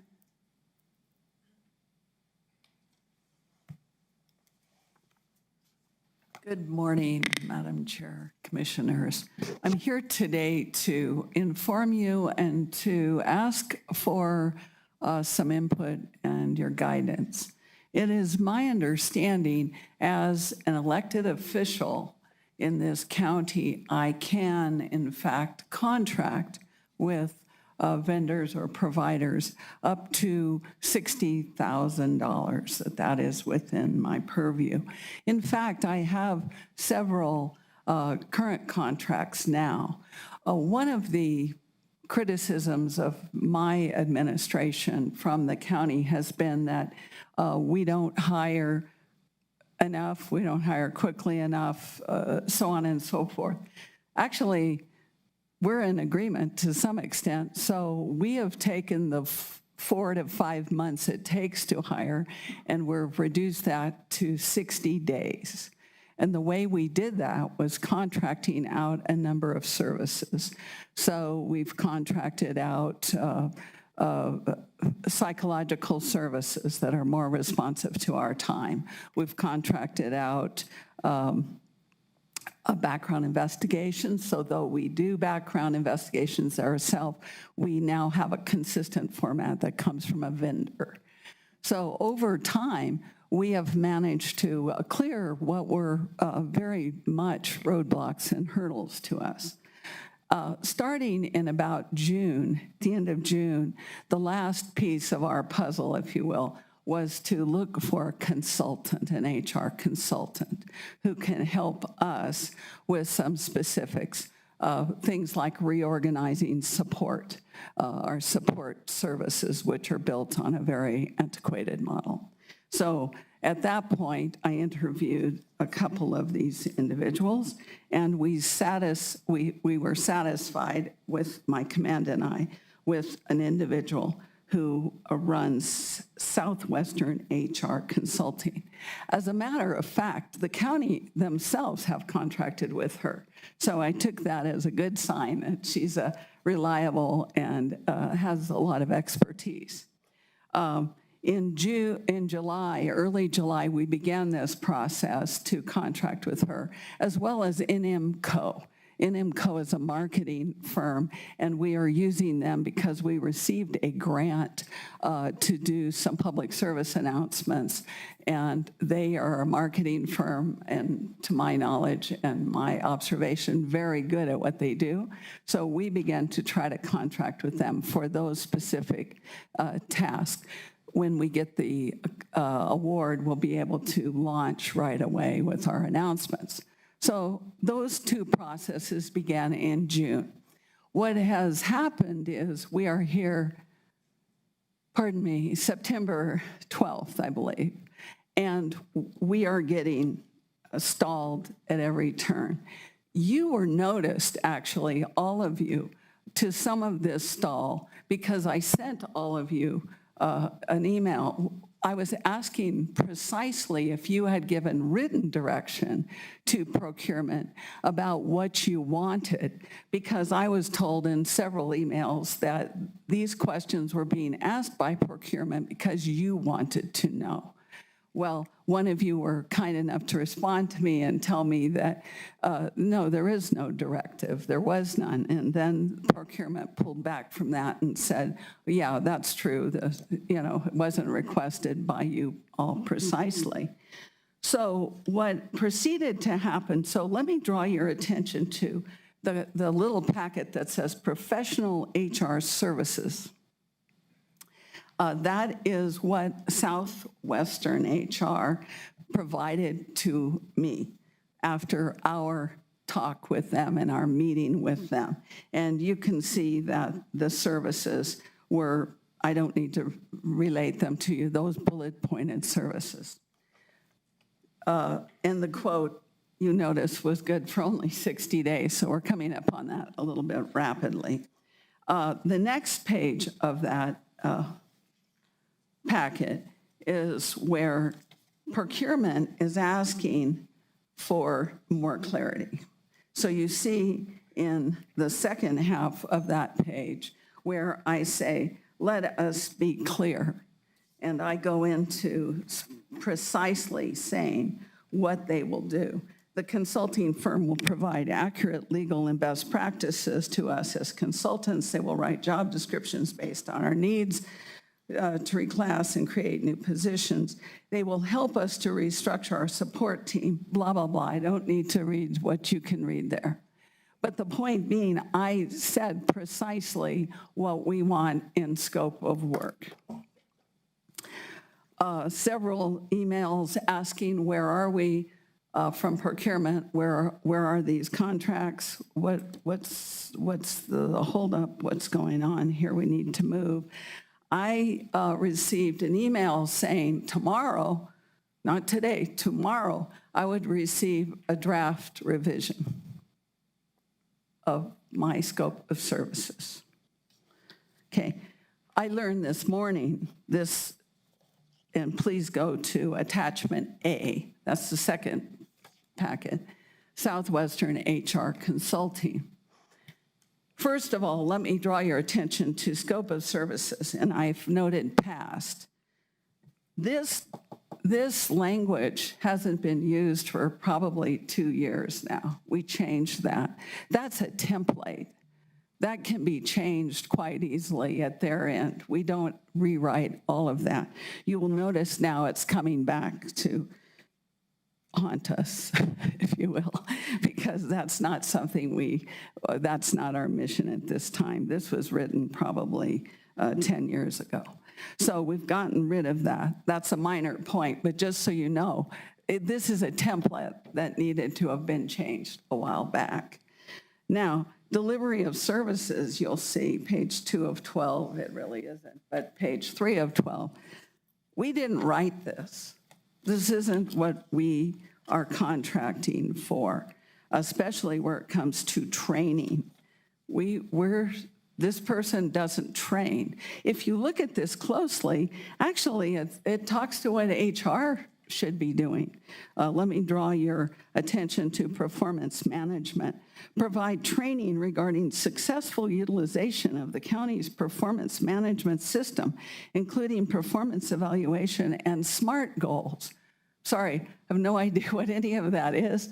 That's not a DASO concern or need. So this has taken almost, I'm going to say judiciously, has taken at least 6 weeks, if not closer to 8 or 9 weeks, to get where we are. This is not something that we need or want. I want to make it clear that this is a process now where we're back and forth, back and forth. There's no movement forward. I get to review this draft. It could go back. We could remove all this language. We could go back to page 1. And here we are.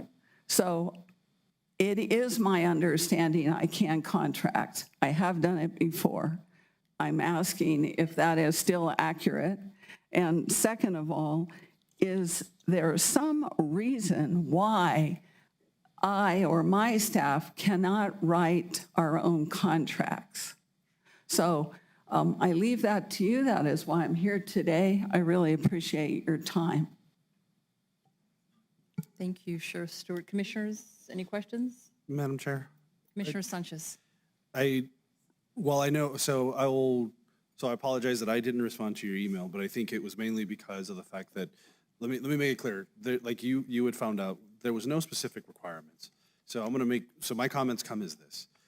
The issue around sourcing and procurement and the issues I had previously raised, not tied to the sheriff's office at all, but as a county as a whole, is that we need to make sure that we're doing kind of the nuts and bolts operation and evaluating, and then that gets presented to the commission. Because I think when there's been on occasion time, like we just need, even as commissioners, we need to be better about reviewing renewals, understanding that they've been reviewed, are the evaluations done appropriately, et cetera. So I think that's where so if that was taken from the procurement staff, that was a requirement, I don't know.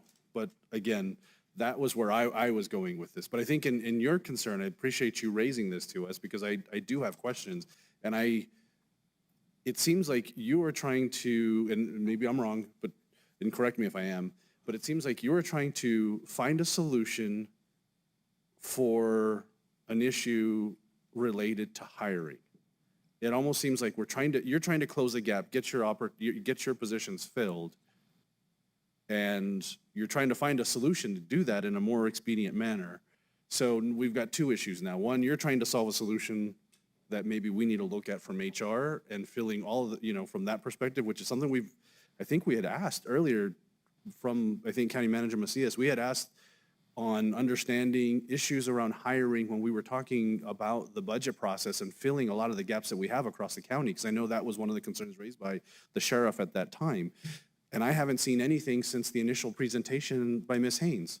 So understanding, it doesn't seem like the issues are fixed, or we have a process or standard operating procedures to have those fixed. So so I think that's one issue I think we need to address that as from the county's perspective to help support the sheriff or any of the other departments that we have.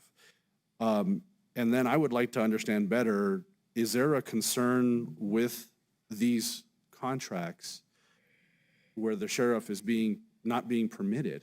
Now, I know that's not maybe necessarily in our purview to approve contracts, but it is in our purview to approve the budget, which we did approve for the sheriff.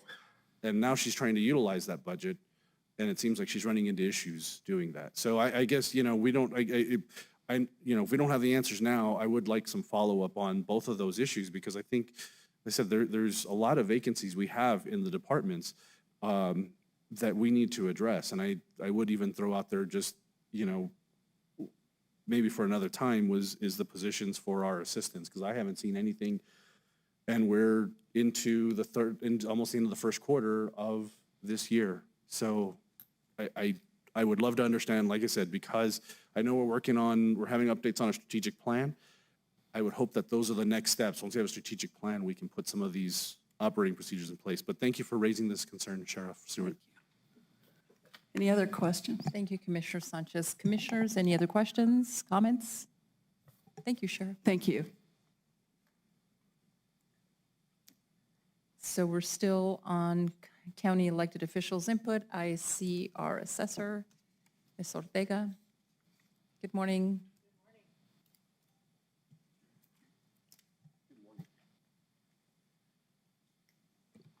Good morning, Madam Chair, Vice Chair Shelja Hernandez, Commissioners Sanchez and Murillo, Gina Eugenia Montoya Ortega, Assessor, along with Chief Deputy Ruben Reyes. I just wanted to give you a little update on what's happening in the Assessor's Office. We think it's important because a lot of people have no idea what we do. So we are actually receiving some of the final determination letters on the protests that went to formal hearing approximately about a month ago. The hearings were from the Property Tax Division, and we will update everybody when we receive all of the determinations. Good morning, Madam Chair, Commissioners. Ruben Reyes, Chief Deputy. We just like to inform the public and you that the new mill levy, the tax rates have been approved and they've been certified. Also, we are in the process of doing our tax roll for this year. This process should be completed by the end of the year, or by the end of September, I should say. This consists of preparing all the property accounts on record and having them rolled over to the Treasurer's Office so they may begin their process of preparing the bills that go out in December. We'll keep you posted once this process is completed. Thank you. Thank you, Commissioners. Any comments, any questions? Thank you so much. And I see thank you. I see our treasurer. Eric, how are you today? Good morning. Good morning, Madam Chair, members of the board, Eric Rodriguez, County Treasurer. I'm here today, same thing. I would like to provide a little update as what's been happening in the Treasurer's office the last couple months as we do prepare for our next tax season coming up. You do have an agenda item today to approve the appointed members of my Investment Advisory Committee. We did meet actually 2 weeks ago, and I'd like to provide an update as to what some of that conversation entailed. Among other things, what I want to highlight is our investment revenues that we reported for the fiscal period end of 2023. We came in at over $3.7 million of investment revenue. That is a 320% increase from our last reported revenue that we brought in 2022. So in dollars, that is about $2.8 million more dollars that we added in investment revenue. So that's something that we certainly highlighted and celebrated as our office continues to really take advantage of these high rates in this current economic environment due to, of course, inflation. So, we will continue to capitalize on that and continue to bring in those additional investment revenues. So I think that is a huge, at least a celebration for the county. Secondly, as our assessors just noted, our tax mill rates were certified last week. And for the commission, you might be aware of this, but in 2000, and there's a statute that requires certification of mill rates to come before the board and certified in a public venue so the public knows what these rates are. The certification of rates then goes to the assessors, who then creates a tax roll, who then pushes that tax roll to us, and then we create the tax bill. In 2018, the commission then passed a resolution giving that certification authority to the county manager because once we receive the rates, we only have 5 days to certify. And because that was a logistical issue, the signature authority was given to the county manager, which county management, legal, assessors team, and my team got together last week to approve or to certify those rates. So I wanted to just highlight really what those rates look like for you, since you are a commission and you're supposed to be statutorily responsible for certifying these. Rates in general stayed the same. There are two municipalities whose rates really did change, And Commissioner Murillo, you'll be happy to know that for a City of Anthony residents, you will be seeing just under a 5 mil rate decrease for your residents for residential and non-residential properties. That could potentially mean anywhere between $100 to $300 per household in decrease in property taxes, assuming property tax values are consistent and stay the same as they were last year. I know City of Anthony residents had a huge concern last year of those increases in their property tax rates, and the reason for that was because the City of Anthony initiated a new operational mill levy that got approved in 2021, I believe. And so the first year of that imposition of that operational mill levy, yield control was not applied. This year it was, and stabilized the rate to actually go down. So that's good news for the City of Anthony residents. City of Sunland Park last year, the residents approved three bonds that will be levied by property taxes, $4 million each. And that did increase their mill levy by about 4 mils. That's going to range anywhere from $100 to $500 for those residents. In the City of Sunland Park as well, there is a PID, Public Improvement District. For 224 residents, they pay an additional $1,660 on top of their already property taxes because of this PID. That is a fixed amount for these residents for, I believe, 20 years of the life of the PID. So that is something to also note that isn't certified in these property tax mill rates from this last week. Madam Chair, that is all I wanted to present to you today. I will stand for any questions if anybody has any. Thank you, Mr. Rodriguez. Commissioners, any questions, comments? All right. Thank you for your time. Thank you. Have a good day. Seeing no other elected officials, we'll move on to commission input. Commissioners, any input? Commissioner Sanchez. Thank you, Madam Chair. I just wanted to highlight just a couple of items. One is that next week on Wednesday, September 20th, I'll be having a meeting at the Radium Springs Community Center. It'll be from 11:45 to 12:45, and that'll be the address for the community center is 12,060 Lindbeck Road. It's right behind the Family Dollar in Radium Springs. Also, while this has not been officially published yet, but on October 4th, in the evening of October 4th, that's also a Wednesday night, in Doña, we will be having a meeting from 6 to 7 p.m. at the community center on Ledesma. That's at 5745 Ledesma Drive. If you are interested in attending and you need an interpreter, we ask that you give us notification, though I think we might still want to have some interpretive services there just in case we have some of those, we have constituents that show up last minute, but we'll be having, it'll be myself, we'll be having some of our different departments, animal control, codes enforcement, and so we'll work on making sure we're out there to kind of give some updates to constituents and then understand some of the issues that they may be hearing. But again, September 20th, 11:45 to 12:45 at Radium Springs Community Center, October 4th from 6 to 7 p.m. at the Doña Community Center on Ledesma. So thank you, Madam Chair. Thank you, Commissioner Sanchez. Commissioners, any other comments? Commissioner Murillo, Commissioner Shelter Hernandez? Well, I'd just like to give my condolences to the family of Governor Bill Richardson. We lost him last week, and he was a friend to many people in this county and throughout the state, and was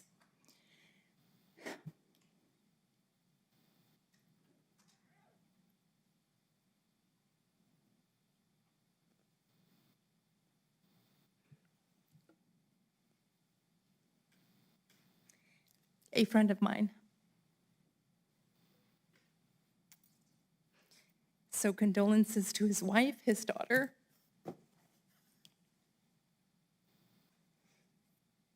and as those of you who knew him well knew, he had a nickname for those whom he held dear.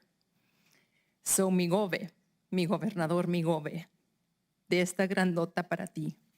That was his nickname for me, the grandota, the tall one. You will be missed. Thank you for being a good friend. And that's all. Thank you. I've been asked to take a break, ladies and gentlemen, about 10 minutes. So we'll be on a break. Thank you.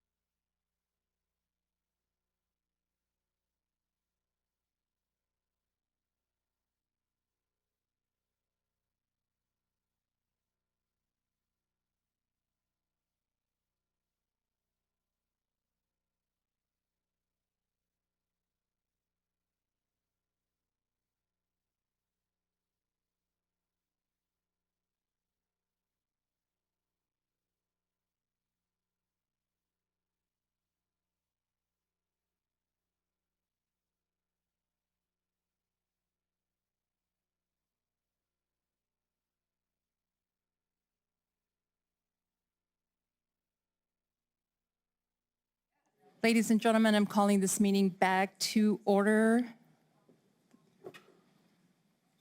And we will move forward to agenda item number 4, overview of planning for opioid settlement funds. Ms. Michael? Did we adopt the minutes? No. Oh, we adopt Yeah, the number minutes. 1. Thank you Let's so just much. do All right, number we're 1. going to roll it back a little bit. Go to agenda item number 1. Regular meeting minutes for August 22nd, 2023. May I have a motion? So move. I have a motion from Commissioner Murillo. Do I have a second? Second. I have a second from Vice Chair Shaljo Hernandez. Any changes, commissioners? Thank you. May I have a roll call vote? Commissioner Murillo, Yes. Commissioner Sanchez, Yes. Vice Chair Shaljo Hernandez, Yes. Chair Chaparro. Yes, motion carries unanimously. We will now move on to agenda item number 4, the overview of planning for the opioid settlement funds. Ms. Michael, good morning again. Good morning, Jamie Michael, County's Health and Human Services Department. We are here today to give you a brief overview of the opioid settlement litigation and what we're doing with the funds. Your presentation is quite long, but I wanted to make sure you had all the slides and all of the information. We will move through the slides very quickly for you all today. So with me today is our partners from Vital Strategies. We also have the attorney who is contracted with the county to work on the litigation. We have staff from our department, and we have some of our advisory board members here today. So they are all sitting up in the front rows, so you can recognize them, and they will be introduced throughout the presentation. I'm also very pleased to have Barbara Bencomo from the City of Las Cruces here. She and I have been working together, and I think really one of the most positive pieces of news to share with you all is that at this point, the city and the county are working together with one advisory group and one process for identifying what we should allocate our opioid settlement funds towards. So that is, I think, going to be helpful for our community. We'd like to start off with a presentation from Vital Strategies. They have been providing much of our technical assistance here and throughout the country. So we have a couple folks that have flown in to be with us, and then one of the representatives from Albuquerque. So I will turn it over to Julie. Good morning. Good morning. Thank you, Madam Chair and Commissioners, for allowing Vital Strategies to present today. So my name is Julie Ron. I'm Senior Technical Advisor, and I'm part of the Overdose Prevention Program at Vital Strategies. So just very briefly, who we are a global health organization. We work in more than 70 countries, and my team is part of the Bloomberg Philanthropies Overdose Prevention Initiative. So our work is to work in 7 states with higher rates of overdose deaths and who are interested in scaling up innovative practices to save lives. So New Mexico is one of our expansion states. We started working in New Mexico in November of 2021. And just a bit about how we work, our approach, we partner with governments, tribal, local, and state governments to support work that is already happening to scale up, to really focus on those innovative practices to make sure that people who use drugs are treated with care and dignity and that lives are ultimately saved. We do this through providing technical assistance, and so we have a team of legal experts, data evaluation experts, communication folks, and we try to tackle overdose prevention from all of these approaches. We also provide funding to support our technical assistance and to support some of the recommendations and technical guidance that we can bring to the partners that we're working with. So just a little bit about specifically how we are supporting the City of Las Cruces and Doña Ana County. Specifically on opioid settlement funds, we are providing technical assistance on just general use of the funds, suggested uses, best practices, formation advisory councils, which you will hear about in a little bit, and about overall overdose prevention strategic planning. So thinking about those evidence-based interventions that have been proven to work. We are offering to provide funding for the strategic planning coordinator staff position who will be at the Health and Human Services Department. And we're also offering funding for conducting a community survey and stipends for the advisory council. We are also offering funding for supporting a needs assessment to really understand the scale and scope of the overdose prevention needs in the county. And that would be with NMSU, specifically Crimson Research. And so some anticipated results, we hope that the completion of the needs assessment will help inform the advisory council to make very strong recommendations, again, based on local needs, based on evidence-based interventions. Overall, we hope to see an improvement in multi-sector collaboration, recognizing that not one group or one sector can address overdose issues, that it really is going to take a collaborative approach. So I'm going to turn it to my colleague, Kate Bolton, who's going to provide a bit of background on the settlement funds and principles for spending.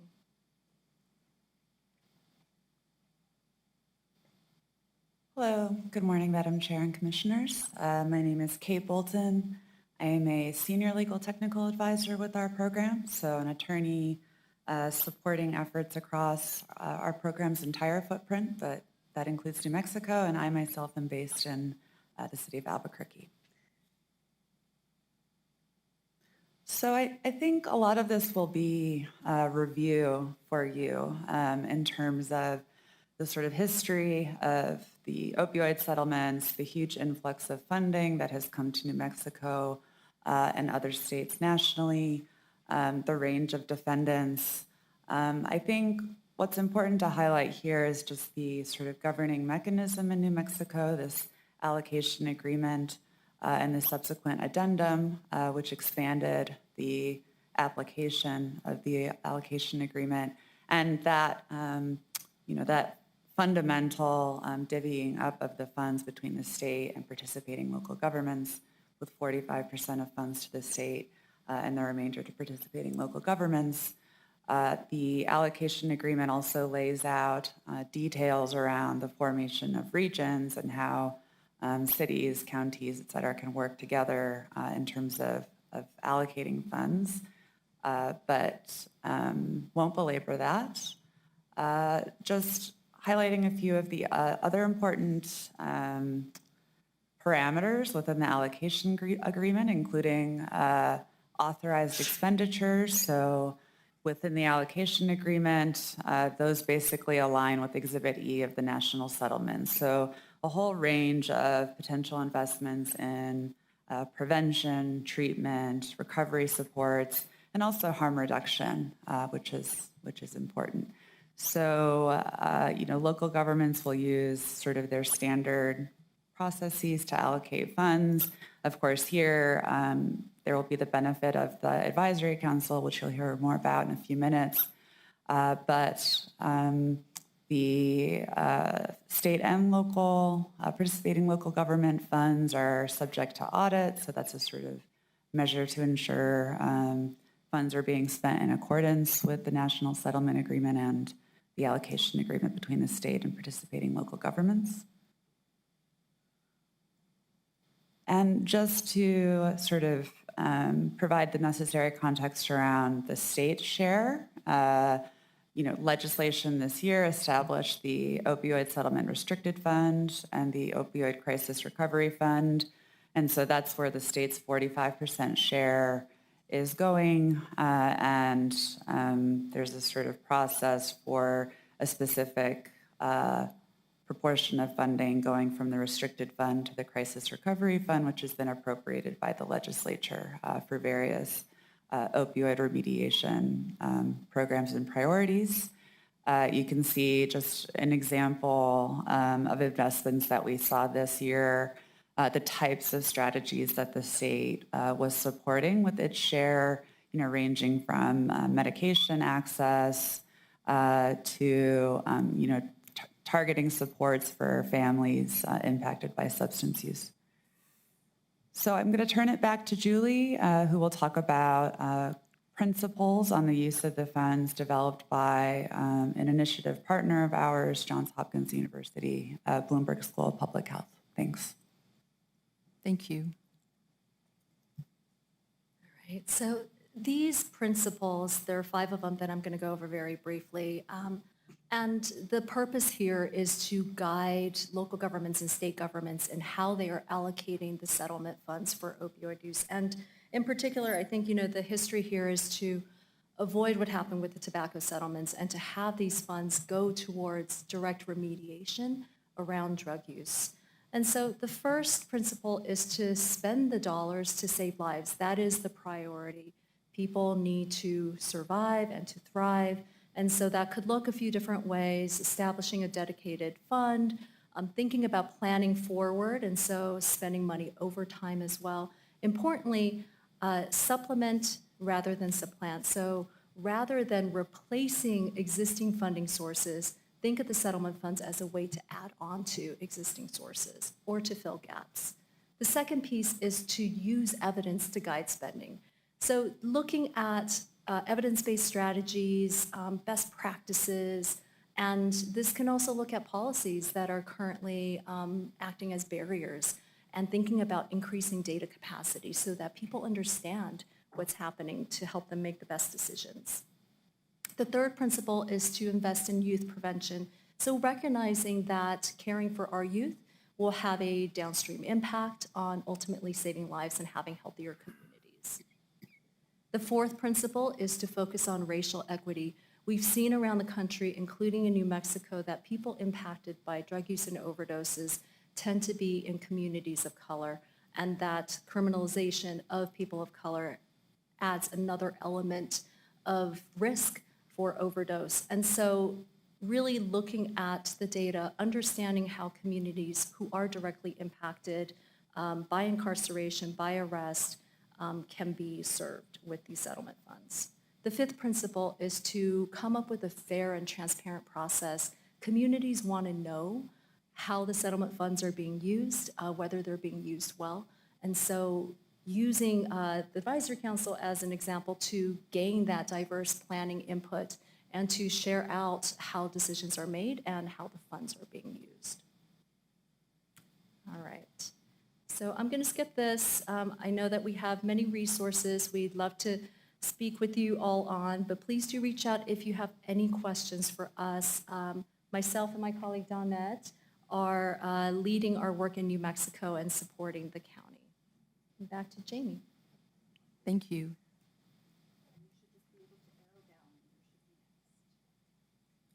Good morning. Good morning. Chair Chaparro, members of the commission. My name is Luis Robles. I, along with a team of lawyers, represented the county and a number of other governmental entities, including the state of New Mexico, in the opioids litigation. And it's in that capacity that I'm here to report to you what that litigation has resulted for all the members in this county, governmental entities, which are receiving funds. And there is a memorandum that I wrote that you should be receiving soon that has all of these numbers. In order to move things along, I'm not going to talk about the numbers. I'm simply going to give you an overview and an opportunity to see what it is that your lawyers did for you in the course of the litigation.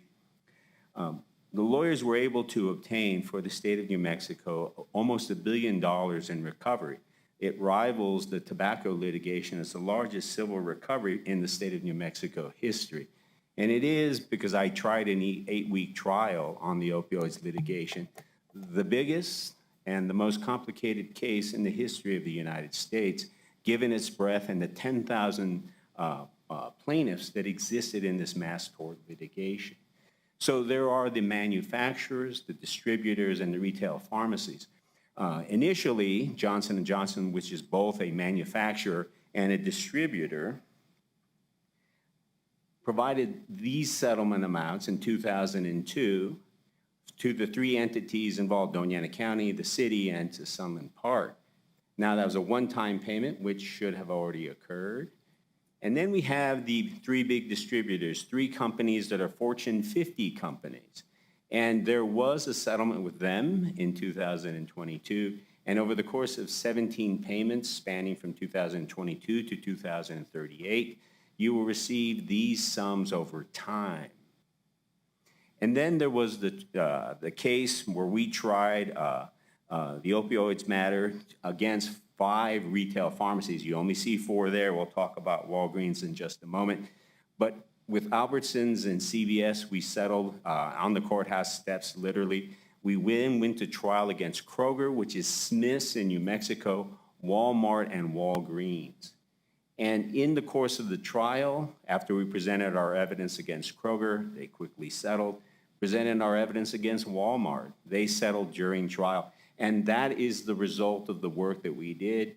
The work that we did against all of these entities. We were the first state to receive a settlement from Kroger. Walmart paid 3 times more than the national settlement.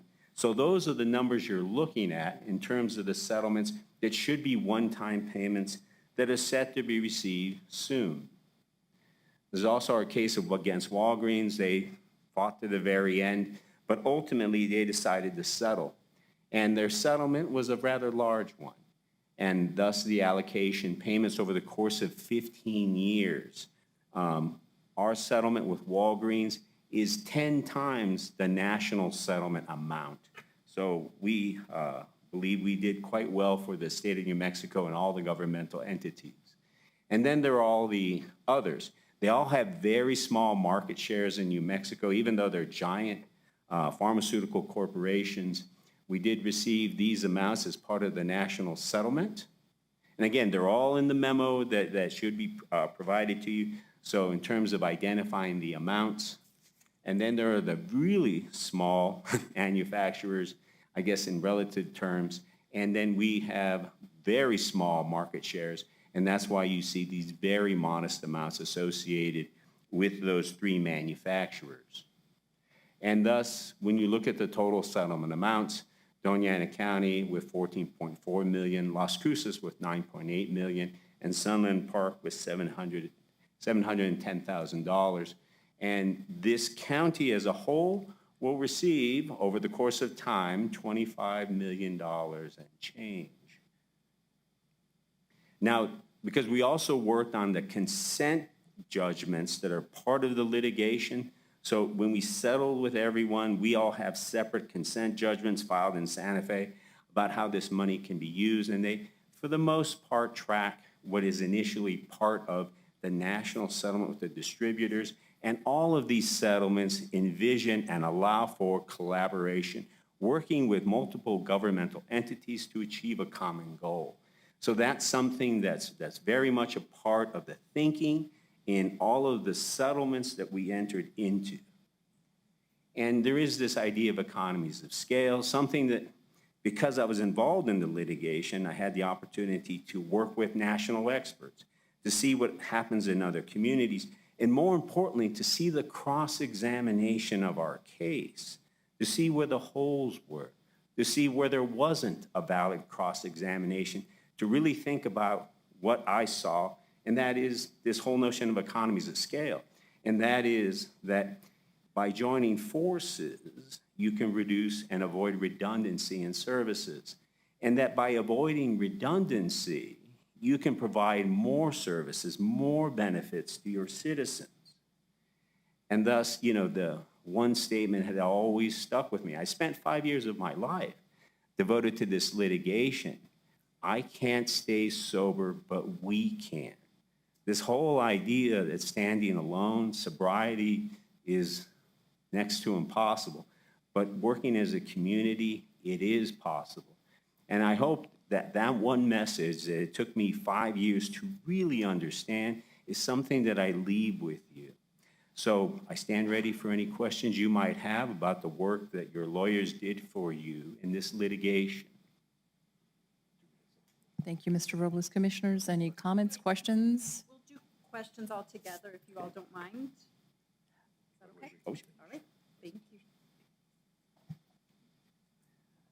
So this is Jamie with the County's Health and Human Services again. Some current resources where we are right now. As you heard from Vital Strategies, they are offering funds to us, which is on your agenda later today to receive those funds.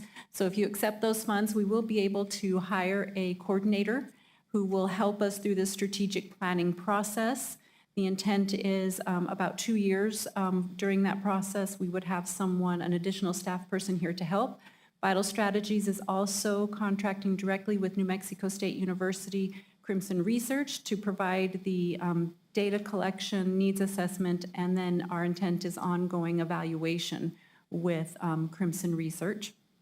Currently in the budget is over $865,000 that has been received. We did budget it this year, not sure how we're going to spend all of that funding. We know that there is a need to purchase more Narcan, but at this point, that is the only allocation that we're recommending for the current funds that are sitting in our account now. And then our county was also one of 30 selected to participate in NACO's Opioid Leadership Network. It's a wonderful peer learning opportunity. So I've been able to meet with 29 other counties and learn what they're doing and how they are allocating and tracking and reporting on their opioid settlement dollars. So all of these resources we're bringing to the table to really help us come up with a good plan. The other resource that we have is our local advisory council. And again, we used the guiding principles that came out of Johns Hopkins that listed the capacity and who should be represented in our local advisory council. So we looked at our local assets, we looked at all the expertise we have in our community, because many people, including staff in our department, have been working on opioid overdose issues for at least a decade. And we wanted to make sure that we had diversity represented on our council. We also want to keep it small. We don't want it to get too large, so 10 to 15 members. And again, it doesn't mean we're not going to get input from hundreds and hundreds of people in the community. It's just that 10 to 15 people are going to sit around the table, help synthesize that information, and then make the recommendation to you. Again, one of the exciting things about this advisory council is right now it is joint city-county, so Barbara Bencomo and I both help facilitate the work of the council and help set the agenda for the council. And the other thing important to remember is that this group is advisory only. So once they make a recommendation to City Council and County Commission, that's where the decisions are made and how to allocate the funding. So right now they're providing us advice on how to do public outreach, where we should go for surveys and key informant interviews and all of the other data gathering process. The members, we have some of the members here with us today. So the composition of the advisory group should include people with lived and living experience. And Robert was not able to be here today, but he is a certified peer support worker, and we're hoping to find another individual to fill that role. We should also have people that represent public health, like our local public health departments. So we have Gabriela Vasquez with the New Mexico Department of Health. We have Joe Tamaka and his colleague Liz with us from New Mexico State University. And Liz and Gabriela are here today. We also have Enrique Mata, who is with the Paso del Norte's Meadows Mental Health Policy Institute. We should also have youth prevention specialists, such as school-based health clinicians and staff. So we do have Amy Himmelwright from Las Cruces Public Schools, and we're looking for another position to help fill that category. Treatment providers, particularly those that work with traditionally underserved populations. So we do have Ray Stewart with Amador Recovery. I think you all are familiar with the work of Amador, and Ray is also a previous regional public health director for our community. And we have Athena Huckabee, who is with the Wellness Institute and chairs an Opioid 360 committee, which brings together organizations, again, that have been doing this work for a long time. There's about 30 or 40 people on that committee, which would be too big to be the advisory committee. So she represents that entire committee and will work as the liaison. Same with Melissa Antaveros. She represents the local collaborative LC3, so she'll be the voice and sharing information back and forth with those groups. We are looking for folks for recovery and other social service organizations such as employment. So we do now have a member from Doña Community College and other local stakeholders. So unique to our community is the Resilience Leaders, which is an initiative of the City of Las Cruces. So they have a representative.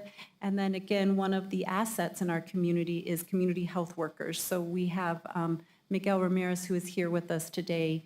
He's representing community health workers. He lives in Chaparral, and he is part of the Southern New Mexico Community Health Worker Network. So I'd like all of our advisory members to stand up so we can recognize you all.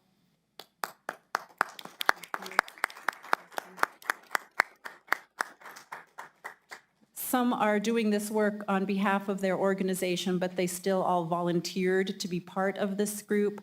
And for the folks who are doing this outside of their employment, we are able to pay a stipend. So if people are bringing their expertise and contributing to this, we want to make sure we compensate people for that. So again, thank you to all of our advisory members. We've had 2 meetings, and they've already helped us design and come up with a lot of great ideas for moving forward. And moving forward looks like this. So we started off by identifying stakeholders and advisory members. In progress, we're almost complete with that, just looking at rounding out a few of the positions. The advisory group will also be augmented by our staff, by city staff, and other government folks who contribute to this work. We are getting ready to kick off the needs assessment, and we're looking at having that completed by November. And we want to have a very robust public input process. So we're looking at September through January for that. Then once we have all of the information from that needs assessment and public input, we will prioritize, we will research, and the council will make a recommendation to City Council and County Commission. So we're looking at those recommendations to be ready for you all in April. And then you all get to make decisions on how to implement the funds. We hope to have an implementation plan completed in June. And that implementation plan, the way we envision it is, we would decide county wants to allocate money for these activities, city wants to allocate money for these activities, so there's some coordination. And then to layer on top of that, we need to know what the state is doing so we don't duplicate what the state is doing in our county. So that is the process that we are looking for the next, through the rest of this fiscal year, and what you all can look forward to. So now we do have our advisory council, our attorney, and our vital strategies folks, so we can answer questions if you all have any questions. Thank you, Ms. Michaels. Commissioners, any questions, comments? Commissioner Sanchez. No questions specific, just a comment, because I think one of the things I'm really looking forward to, and I hope the wording you've said is at the moment we're working with the city. And so I very much hope that is not at the moment. This is I want this to be a collaborative effort between the city and the county. And I know you presented yesterday to the city council during the work session. And so I think that was one of the things that was brought up by Councilor Bencomo, was asking, do we have an agreement in place? So I hope my fellow commissioners are of the same sentiment, but I believe that I would like to hope that we move forward. And even I know, as you said, this is just an advisory committee, but I very much hope we heed their advice, because to hear from experts, from community members, I like the fact that you're bringing those with lived experiences, because those are absolutely important for us to understand how we develop this plan. The only thing I'll comment, so I'm excited about this, especially being joined with the city, so we have this strategy going forward. But the only thing I would ask is, I know as we see this timeline, particularly when you're soliciting public input, I would love to make sure to understand, and we're communicating with the commission, to understand how how that's coming along. If we're not getting the input we need, is there any way that we can help support that?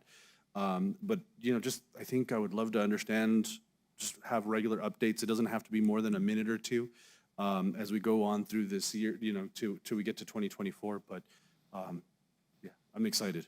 I'm looking forward to having, being able to see what the plan is developed. I'm excited.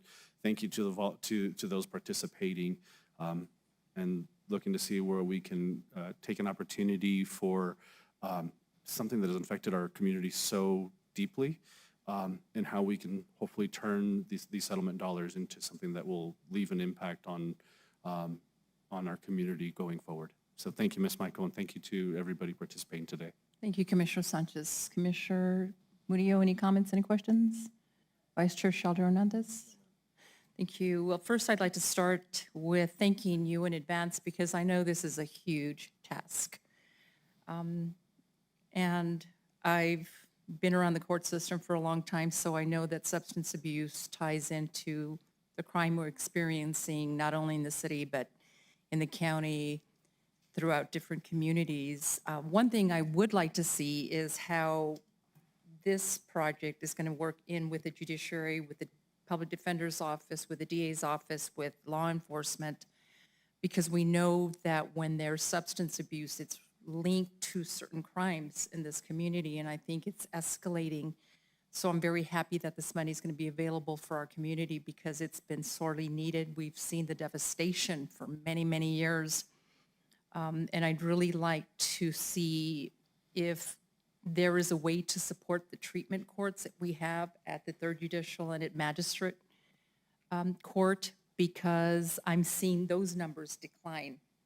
Whereas many years ago, we had 100 participants. I'm now only seeing maybe 15. And I don't know if this will be able to tie in with those treatment courts and if that's even a possibility. So I'd like to see if that's possible, Ms. Michael. But again, thank you, Advisory Committee. It's a huge task, and I know you're up for it because I'm seeing smiles and I'm seeing the passion that you're bringing, so I appreciate it. Mr. Robles, thank you for your hard work.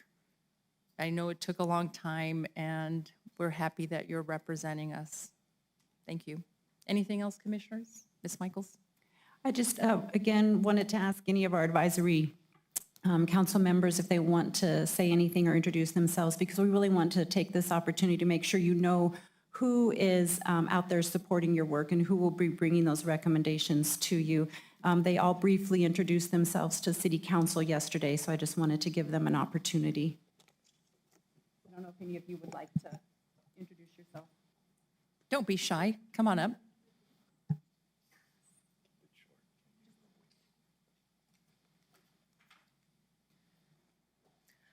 Hi, my name is Athena Huckabee. In my full-time job, I'm the Community Outreach Manager for Ideal Option, which is a medication-assisted treatment clinic with a location here in Las Cruces. Notably, we never run a wait list. We take people the same day or the next day. We take referrals from community partners. I've been presenting to LCPD all week on our work and encouraging them to make referrals.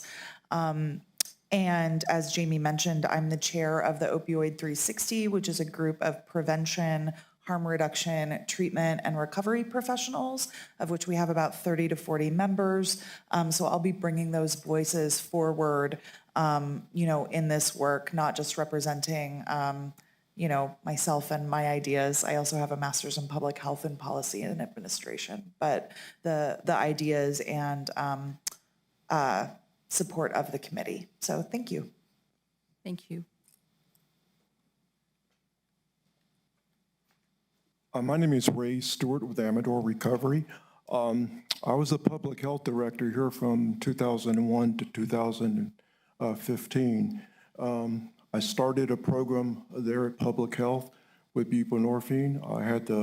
When I retired, I went to work with Alt Recovery in their buprenorphine program and methadone.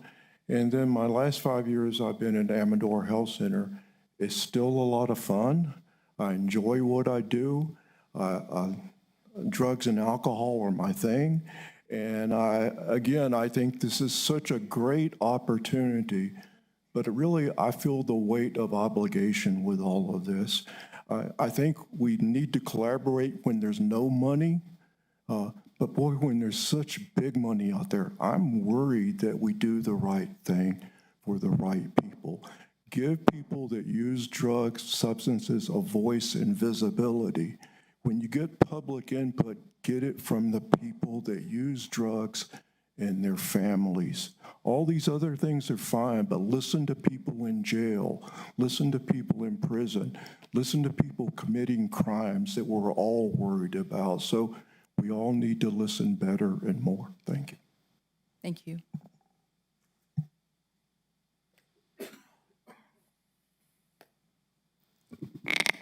Good morning. My name is Liz Olivares, a doctoral candidate in public health and epidemiology from Walden University. I work for Crimson Research as a program manager at New Mexico State University in the Department of Public Health Sciences at the now College of Health Education and Social Transformation.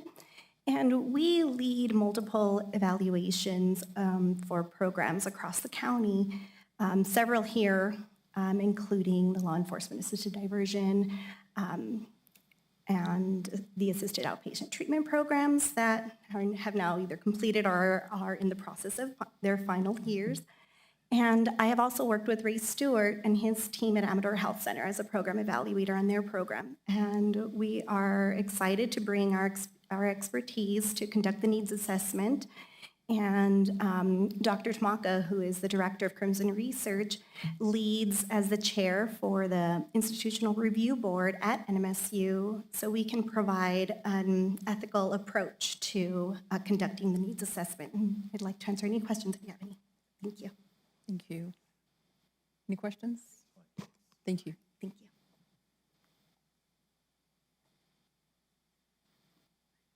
Good morning. Good morning. Good morning, Madam Chair and Commissioners. It's good to be here. My name is Melissa Ontiveros. I'm the chair of the LC3 Collaborative.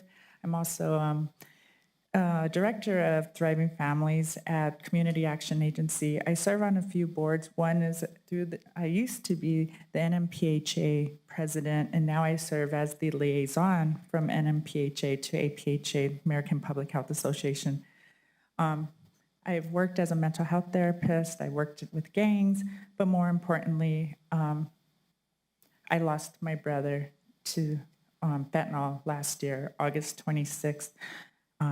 And so when I was asked to be on this committee, I said I could use a lot of my experiences, but I can also use my experience and my voice for my brother. So I'm happy to be here, and I'm happy to support this group and hope that we bring programs that provide wraparound services for our community. We know that we can't do it in silos, and so we need a whole community to make this work for all of us. So thank you. Thank you.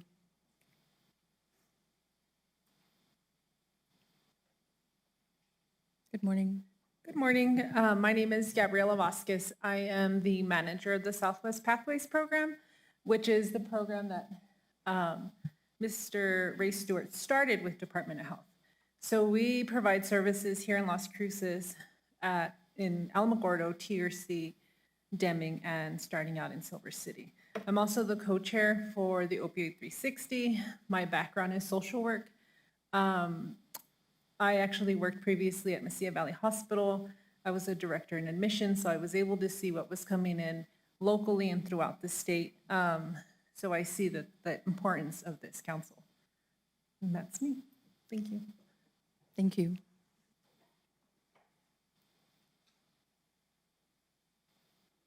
Good morning, Madam Chair and councilors. My name is Miguel Ramirez, and I'm a community health worker as well. And I also serve as a New Mexico Southern Promotora Committee. So, of course, out there in the committee, there's the community, they're seeing all these things, what resources are available. So that's pretty much where I come into place, serve as a liaison between the committee and this council as well. So I can hear what their input as well, what resources are needed outside in the rural areas, and what can be helpful for our community inside.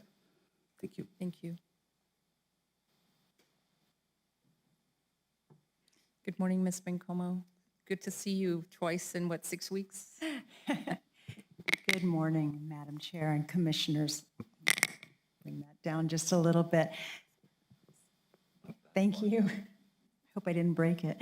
Barbara Bencomo, I'm the Chief Administrative Officer from the City of Las Cruces. I'm not on the Advisory Council, but it's a privilege to work with the esteemed members of the council, and I really want to thank Jamie Michael for reaching out to us to embark on this coordinated effort to pool our resources for the betterment of our community, to make sure that we're coordinating at all levels of government to make sure that our community has what they need in order to address this epidemic in our area. And I will certainly be happy to continue to work with that partnership to ensure that I am also providing updates to the council to City Council periodically with respect to the efforts that we're undergoing so that we all understand where we are within this process. And I know I have a lot of confidence going forward with all these folks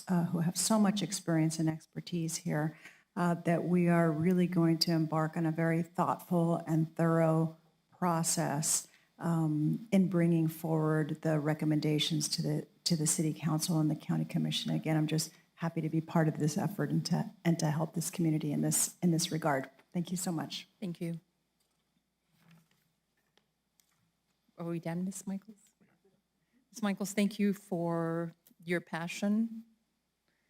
It does not go unnoticed. And thank you to all of you again. I know that the job that you are performing is so important to our community, and it's going to be difficult, but we're gaining an enormous benefit. And so I look forward to continued reports from all of you. And again, our thanks on behalf of this commission. Have a good day. Thank you.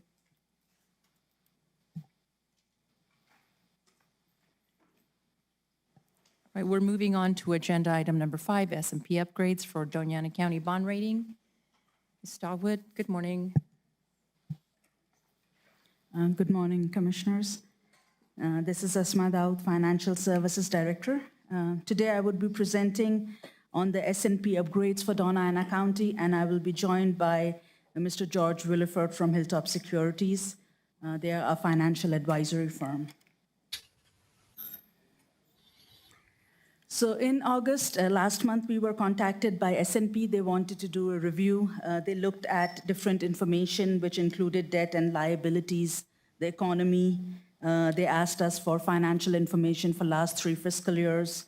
For the stimulus funds, they looked at our financial policies and practices. And after their analysis, our ratings were upped. So our revenue bond rating or GRT rating went from a AA to AA+. AA+ is a designation just below the highest possible issuer credit rating assigned. Our general bond obligation or GEO rating went up from a AA- to AA. This slide shows how S&P ratings are there. So AAA is the highest. We are currently at AA+ and AA. The first one, AA+, is for GRT revenue bonds, and for our GEO bonds, it's at AA. In the coming slides, we would also be showing the historical trend. Last time this was done was in 2019, and then in prior years. So we would see that our rating has been going up consistently over the last decade. So this was the feedback which was from S&P for our current upgrade for our gross receipt tax bond or GRT bond. They said that they have seen growing and stable economic taxing base, extraordinary coverage in GRT, and it's expected to continue. For our GEO bonds general obligation, they mentioned the county's improved financial position, consecutive operating surpluses, healthy cash reserves, economic activity improvement, and good management. For these standard ratings, this is the criteria that is being used. They look at the strength and stability of the pledged revenues. They look at the credit quality. In addition to that, they look at solvent investments, how cash reserves are maintained. They look at the management structure, financial policies and procedures. So the county has demonstrated strong internal controls. We have been showing clean audits, the management of our budget, and all that was recognized by S&P by giving us a higher rating. So this is again based on the rating documentation that we received from S&P. So the county shows growing and stable local economy. Our budgetary performance is strong, as well as our revenues. We have a healthy cash reserves and liquidity position. There is good financial management and very strong debt position with very low direct debt. Now I would be joined by Mr. George Williford. He's the Managing Director of Hilltop Securities, who are a financial advisors. Madam Chair and members of the commission, I hope that you can hear me okay. On the slide that is displayed on the screen, as ASMA has gone through a lot of the information with respect to what the rating agency looks at, the benefit of a higher bond rating is really with respect to when there's a need to finance by the county. The bond rating reflects, as it shows, an analysis of the financial strength and therefore the ability to assure repayment of debt.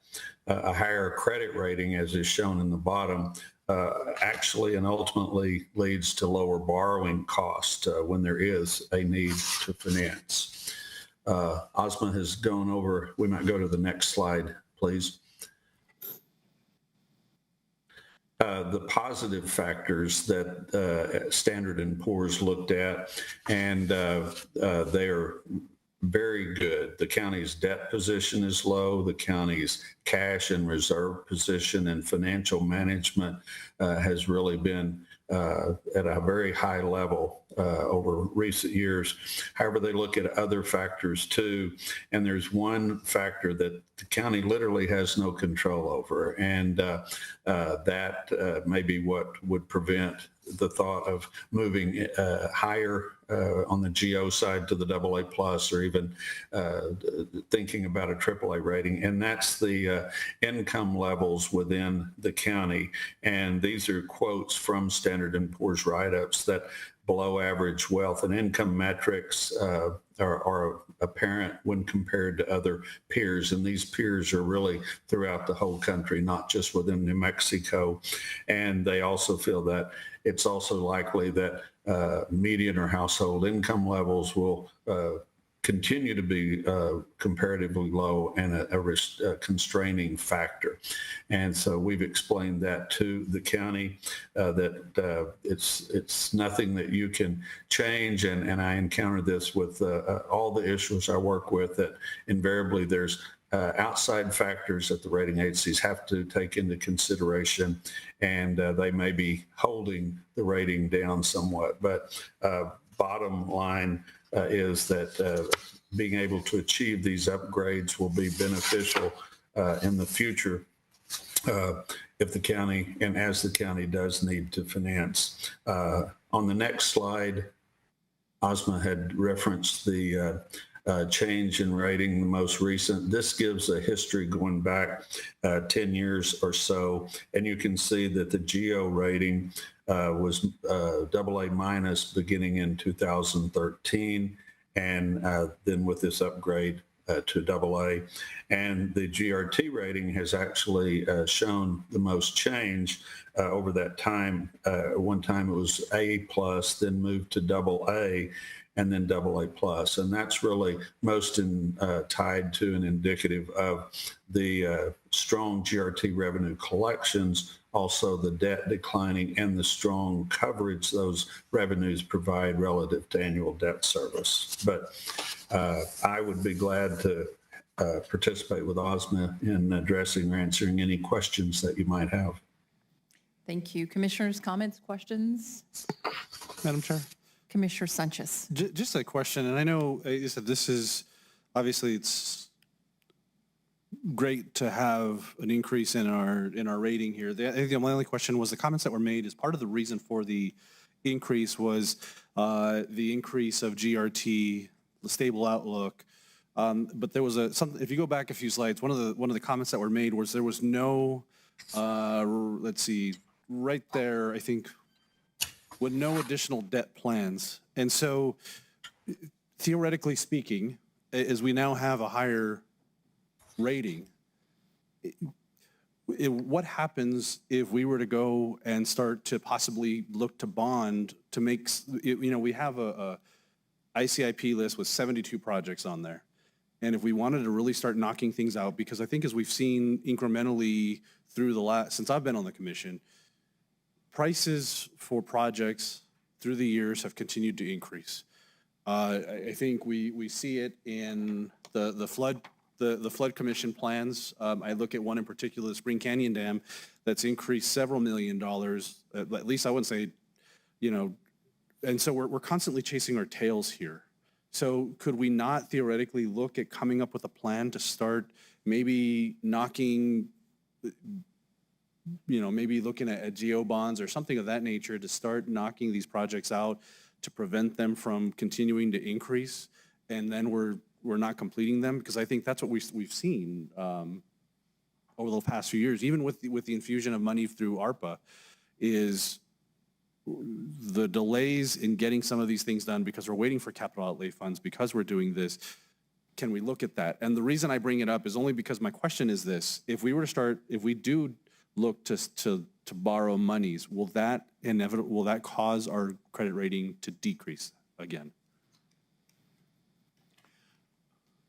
Well, would you like, Mr. Macias, would you like for me to answer? Yes, go ahead. I was going to give some insight to the issue, but go ahead, please. With respect to the needs, I won't comment because that's really county administration response. But as long as the amount of debt, either GRT supported or if it were tax supported general obligation, was not too extreme or exorbitant compared to peer measures, for instance, in the AA GO category or AA plus for GRT, then it wouldn't be a negative factor if the county chose to undertake some financing.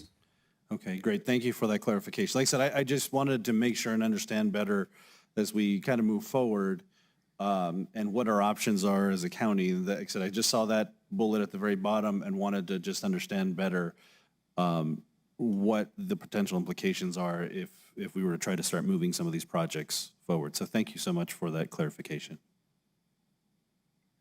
Thank you. Thank you, Commissioner Sanchez. Commissioners, any other questions?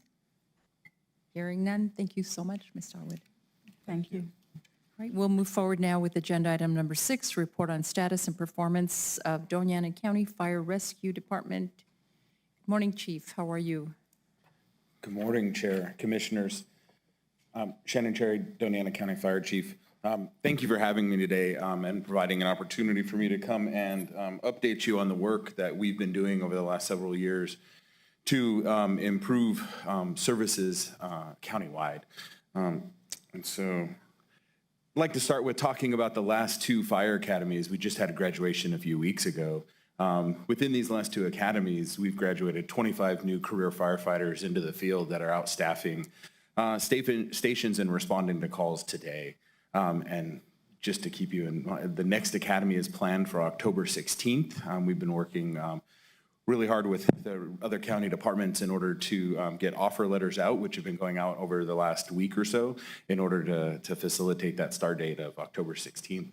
And the plan there is to continue to improve services that you will see. The reason for this update is was established back in 2019 when the last ISO review happened. And in discussions with ISO in recent weeks, including a recent meeting that ISO held in Santa Fe at the State Fire Marshal's office, they have been, COVID affected them just like everyone else. It put them basically on a 3-year behind schedule. And so the word that we received during that meeting from the representatives was that they're working diligently to catch up. They don't have a specific timeline on when those things will happen within New Mexico. They're obviously looking at departments that had their last ISRO prior to ours would be their priority before they get to us. And they're working to keep all of the fire departments notified when to expect their next round of audits so that we can all be prepared.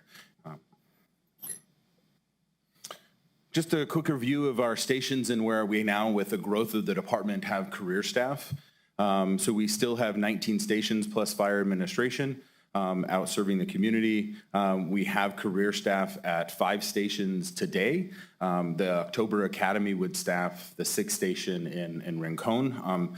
Graduation for that is scheduled in the spring, and when we would start staffing that. Just again, a quick review of staffing, because that's part of how ISO evaluates the department. So this is kind of our current staff structure today, and this outline does include the positions that were approved for the FY24 budget. So the fire chief deputies, the 3 battalion chiefs on the career side, fire prevention captains, training, and so forth. The numbers that are providing services in the field today, we have 15 lieutenants and 33 paid firefighters. With the graduation in the spring, those numbers would move up to 18 and then additional 9, so 40 paid firefighters in April.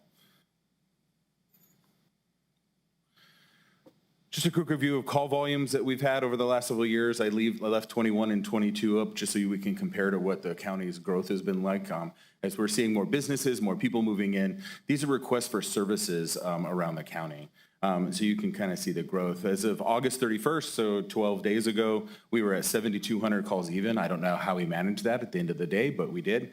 And so if you just average that out, we're on pace for, almost 11,000 calls this year. And we haven't hit, we do have a busy season, so we'll see if that average holds, but we may break 11,000 this year.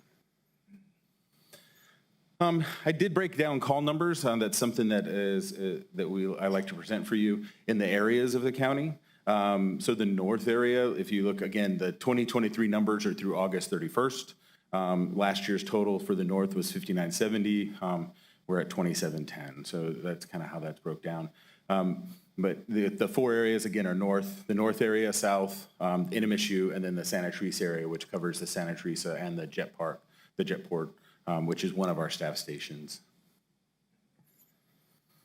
I always find these enlightening, especially to drive the points home for the public to see as well as all of us. The red marks on the screen are where our station locations are, and the rest of it is a heat map. Red is more concentrated areas of calls, and the green, obviously, as it tapers out, is where calls are limited. This is just for 2023 through August 31st. Another item that ISO is particularly concerned with, obviously, is structure fire protection. So year to date, and we've had 98 structure fires. We are averaging 8.4 firefighters on initial alarm, which exceeds the standard for our current rating of 7. And we continue to make improvements in those call numbers as we staff more career stations. And the success stories that we've had with our staff stations are abounding every day. The Oregon station has only been online for less than 3 weeks, and I have success stories of what we've done for property protection in that area. I could stand up here and brag on my people all day long, but that would take too much time. But we're having a direct impact in the community. The other types of fires I list there are ones that ISO doesn't evaluate as part of because they're really focused on structure protection. But I think it's valuable for us to understand that we do have a lot of other types of dangers that we prevent in the community with vehicle fires, especially with our heavily traveled roads and infrastructure throughout the county. Brush and wildland fires are a reality for us. Rubbish and trash and other types of fires we do work with every day. And you remember, this is only 10% of our call volume.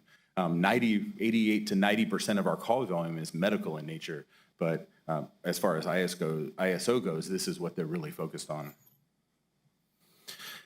I would like to break down over the next few slides where we were at in 2019 on our ISO review that got us our current ISO ratings, which is a 5 in the north, a 5 in the south.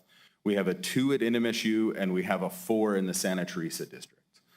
And so this is a quick breakdown of how ISO rated us in 2019 and the areas that we have been working to improve over the last several years so that when ISO does revisit us, that we're sure to improve in those areas. The table on the left is our ISO results in 2019. The available number is total points possible for each category, and then the credit earned is what we were able to obtain back in 2019. And a key fact, like here in emergency communication, I note that the telecommunicators is determined by staffing by MRVDA at the time of the evaluation. And that just along with all the other departments in the county is an ongoing concern and effort that MRVDA has been undertaking to improve their staffing levels.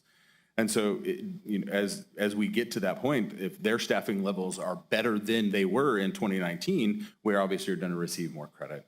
The other big key piece here is the dispatch circuits, which refers to our radio communications. The county, the state, and you commissioners have generously supported the upgrade in the radio system that is being worked on as we speak across the county, and it's a vast improvement to what we currently have today. So that's the first category. Second category is fire department operations, and this is the one that everyone hones in on. It's a big category, has lots of areas that we cover. But if you'll notice, several of those categories, even in 2019, we either had full credit or near full credit. And so we've been focusing on areas where we can improve. And the biggest one that you have helped affect over the last several years is staffing. Staffing is going to affect both the deployment analysis and company personnel. Deployment analysis is how we're able to respond to personnel on a daily basis, and company personnel is the number of trained people that we have, and those numbers are increasing, have been increasing for the last several years. We're also improving across the areas of training as well, because as we onboard people now through an accredited academy, those training hours have increased dramatically. And so that's another area where we're keeping our firefighters safe, two, we're keeping the community safe, and ISO recognizes that for us. Water supply has been a big discussion in ISO for several years. I wanted to outline some of our current statuses. Since 2019, there has been 73 new hydrant systems permitted and approved within the county that meet current standards as they're being deployed within the specific communities. And so that alone is a huge piece of the puzzle. As ISO comes to audit, they'll see that those new systems meet modern fire flows. All right. We also have 18 water tenders within the county, stationed throughout, all the way from Garfield to Santa Teresa, that can carry up to 38,000 gallons of water. And 37 fire engines, which can carry another 37,000 gallons, right? And so we have lots of water on wheels that we can get moved around in order to address the needs of a specific fire situation where hydrants may not be available. And we do have those areas in the community where hydrants are not available. One of the areas where we're working to improve the most, and we have addressed that through a scheduling software program called First Due that has been implemented, we now are able to track each fire hydrant within the county, when it was last inspected, and what the statuses of them are on a real-time basis. Crews as recently as this weekend were out doing what we call an inspection, and that's not a flow test. That's where we look at the hydrant, we make sure that the caps will come on and off, and that it's cleared around, that we can make access to it, and that water will actually come from the hydrant. It's not a flow test, which is something that is another piece of the puzzle that is much more invasive to the water system. But inspection, just making sure they're working is a key piece to improving our score in this area. Community risk reduction is the fourth category ISO looks at. Again, this is an area where we performed fairly well in 2019. We have continued to improve upon this area. I hope that the community sees us out at more and more events. We've had 2 scheduled in the last week. We have 2 more scheduled in the coming weeks, plus the state fair is right around the corner. We're at DACC campus this Wednesday. We're getting out into the community. We're using those events as dual opportunities, both for recruitment and for education. We've received grants for public education material that we've used to reach out to the communities. And in this area, I only see us improving in the future. Those are the 4 areas. I think we're making great strides across all of them with your support and county management support. And with that, any questions that you would have for me, I'd be happy Thank to you, answer. Chief. Commissioner Sanchez? Thank you, Madam Chair. Chief Cherry, just noticed when you had the heat map up, I noticed in particular, and I don't know how precise this is, but one of the things that sticks out, particularly in my district, is the village of Hatch. And so didn't know if you might be able to, if it's appropriate now at all, to talk about the goings-on in the village of Hatch and the support that you've provided through the county. Sure. And maybe what we're doing there. Sure. Madam Chair, Commissioner, so the Village of Hatch has its own fire department, which we have mutual aid agreements and for most call types and automatic aid agreements for structure fires and critical medical emergencies. This heat map does include both fire and medical emergencies. It is for all of our call volume within the Village of Hatch. So this year to date, we've had 155 requests for mutual aid or automatic aid from Hatch. Last year's numbers were 225 for all of 2022. It comes close to every call that happens within the village is we're being requested to support them.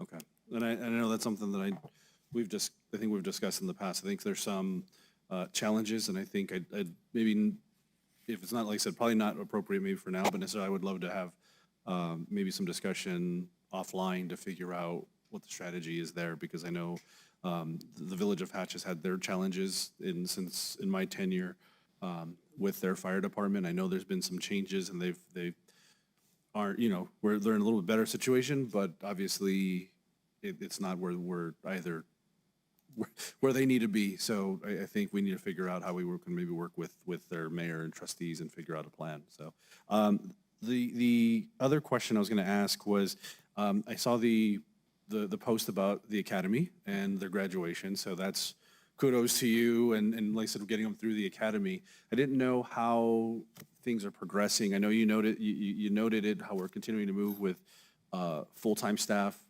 There was some discussion a little bit with DASO, is kind of keeping on that public safety theme and trying to make sure we're filling those. How are you doing in terms of filling your open or vacant positions? Yes, sir. Madam Chair, Commissioners. So as far as the FY24 vacant positions, the deputy chief position, we've completed recruitment periods, interviews, and actually I'm working with HR right now to hopefully make offers in the very near future. So that's the second deputy chief position. The firefighter positions that were approved in FY24 for Rincon, those are the offer letters that are going out. And we've been making contact with those applicants the last few days and scheduling them for their final piece of the puzzle, which is their OSHA medical physical before they start the academy in October. So we're moving quite quickly with those positions. The other vacancy I have is the fire prevention specialist. We had an individual move on recently, but that position I'm hoping to make offers again. We received very soon. That recruitment period and interviews have been complete. The two positions still remaining that haven't been filled for FY24 is the training specialist and the inventory technician. I've been working with HR and county management to fill those positions and creating job descriptions and other internal forms that are needed in order to get them to where we can get them posted. How long have those positions been, I've been working on those positions with HR? If you don't mind me asking in terms of days or? So we started moving with the deputy position as soon as the budget was approved. That was the primary one that we started with, and that's so that was in probably mid-July we started that one. And then the other two positions we've been working on for, I would say, back and forth with paperwork for 45 to 60 days. Okay. Mr. Macias, I would love to understand, again, I think as we're hearing from the sheriff, I don't know from other departments, but if we're working on trying to fill these positions that are affecting public safety, how do we get better in HR to fill these positions, get them posted, get them filled? How do we, I think, like I said, we had some initial discussion back during the initial budget, and so I would love to know, what are we doing to fix this? Because like I said, we had the one presentation from Ms. Haynes, and we've had no follow-up since then to understand, what's been done. Is there any changes? Are there any improvements? What's the plan? And how do we get more consistent so that, whether it's Chief Cherry, whether it's Sheriff Stewart or any of the other electeds or any other department, that there's a standard process we follow. Because it seems like if we have these one-off positions that maybe we haven't had in the past, and maybe we're getting delayed. I don't know what the exact issue is, but I think I'm just trying to figure out, how do we get better at following these processes or developing a process so that then everybody knows what HR needs to move forward. After those, Madam Chair, after those discussions, what I've directed is audits to occur related to the filling of positions within a specific period of time. The first department they're looking at is the detention center. So I was in a meeting yesterday to basically go through what are 6 recommendations and an assessment of information, a documentation of the timeframes involved, where the bottlenecks are. As soon as that report on detention, and it should be done, finalized, hopefully within a week's time, they'll start with the fire department. They'll also be doing the timeframes related to the sheriff's department. They'll look at each of the timeframes. All of the recommendations will be included in the audits that then will be shared with not only among the affected staff, but with the county commission. That way you can see the documentation and the areas of recommended improvements. Okay, thank you. I just want to make sure we have that on our radar. We do. Thank you, Chief Cherry. I appreciate all you're doing, and thank you, Madam Chair. Thank you, Commissioner Sanchez. And thank you, Mr. Macias, sorry for the update. I apologize. Sorry. Thanks. Commissioners, any other questions? Madam Commissioner Chair. Murillo. On the heat map, so in the very bottom, is that just Anthony or Anthony Ensign? So, yeah, the large red dot there is the Anthony, right? Chaparral is one that if you cross over, and then, let's see if I can kind of move the cursor. So this is Anthony and surrounding area versus Chaparral over here. This is the Sunland Park, Santa Teresa, Jetport area down here. And again, I'm assuming that we are reflecting Sunland Park because they have their own fire department, and those statistics aren't built into what you may be seeing here. Certainly outside of the city and the Santa Teresa area, that's reflected at the very bottom. Madam Chair, Commissioner, that's correct. The Sunland Park statistics are not reflected in our data. Okay, thank you. Thank you, Commissioner Murillo. Any other questions, comments? I have a question, Chief. If you're going back to the department overview, so I see 3 of the fire stations are in my district. Oh, yeah. So if we're looking at number 2, it's stated that it's career staffed. How many firefighters do we have? So you're looking at Number 2? East Mesa. Oh, okay, I see. In North District Fire Station 2. So that station is staffed 3 a day, so 9 total. 9 total? Because they work on ABC shifts. Okay, what about Fair Acres? So Fair Acres is a volunteer station. How many volunteers do we have, more or less? I'm recalling here, so my data isn't going to be exact. I believe that there are 9 volunteers on that roster today. What about Oregon? So the Oregon and East Mesa area is we consider that kind of one operating area because of just those 2 stations are very close together. And so today, I know that we have 4 brand new, very active volunteers that I've been there. I see them every day. And then we're running about 8 consistent volunteers in that area on top of those new 4. All right, thank you. Commissioners, anything else? Thank you very much, Chief. Appreciate your time. All right, we will now move on to agenda item number 7, Doña County Strategic Plan, continued update. Ms. Natividad, good morning, how are you? Good morning, good afternoon, Madam Chair and our commissioners and all our audience members and department staff. Thank you so much for the opportunity to present. I'll be providing an updated overview of our strategic planning activities. So the last time we came to you, 19 days ago, we have spent most of our time with the departments. So let me get our plan started. Our purpose today is twofold. We would like to prepare for one-on-one sessions with you all. Thank you for your patience. We haven't really had the opportunity to get together since August because we've been ensuring we speak with departments and also working with our resident design team. So thank you again. We wanted to take this session to provide you some priorities for our next time together, our next one-to-one with each. And those would be a focus on discussing mission and vision statement modifications, as well as value-based decision-making. So how we leverage our guiding principles, our values, while you're at the dais making decisions and governing. And also provide you some updates. That's the second important component of our presentation. We did receive the final outcomes of our department and elected official staff surveys, and we did have approximately 90% of department meetings completed. We'll be finishing those out this week. And I'd like to present to you a work session agenda for your consideration.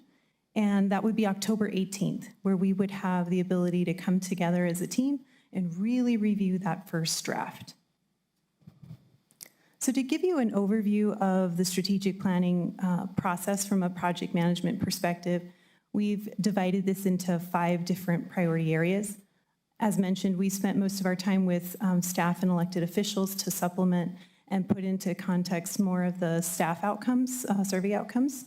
And so that is going to be the first big component of our strategic plan, as each of them are designing their own strategic plans that will align with your overall county values and priorities. They're including key components such as technology advancements. They're also looking at how to better integrate with community. So we've had really great discussions on that side. We are working with the departments to ask them what type of community-based stakeholders they'd like to work with. So for example, community development having an excellent focus on economic development, we may be reaching out to those nonprofit business-related associations and others in the community to help provide give them feedback regarding their economic development agenda. We are also working with the resident design team. I'm going to be working with county management and legal just to begin to issue subcontracts from the work that we have and stay in line with the terms and conditions in my contract. And I'm excited to meet with La Union, Helping Hands. I'll be spending the afternoon in La Union. We are also focused on plan drafting. And so how we want to present this to the commission is in percentage completion. So the first piece of the plan is going to be 25% done, mostly by the end of this week or next week. Those would be draft department plans. The piece there that we want to make sure is that they're also integrated and coordinated together. So we know that our financial services department, human resources, IT, also need to integrate with all of our outward-facing departments and vice versa. And then the other component is project close. So we don't want to come before you unless we have an implementation plan.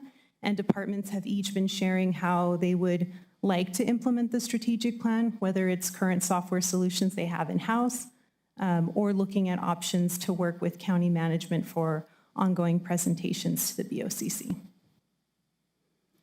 So as far as an update regarding the survey and strategic planning sessions, we had very good equitable response as far as from department leadership and the supporting staff. The majority of individuals that responded to our surveys have had tenure, so 8 years or more. So that really provided a lot of historic background and a lot of feedback on cultural differences within the departments and also how well the teams align together. We have had additional department meetings and elected official meetings. Some of them we've had to reschedule mostly because we are looking to build a bigger team for discussion. But as I mentioned, 90% are in the works. Some have already started reviewing their strategic planning profiles or overviews, and we're focused on a second round of meetings next week.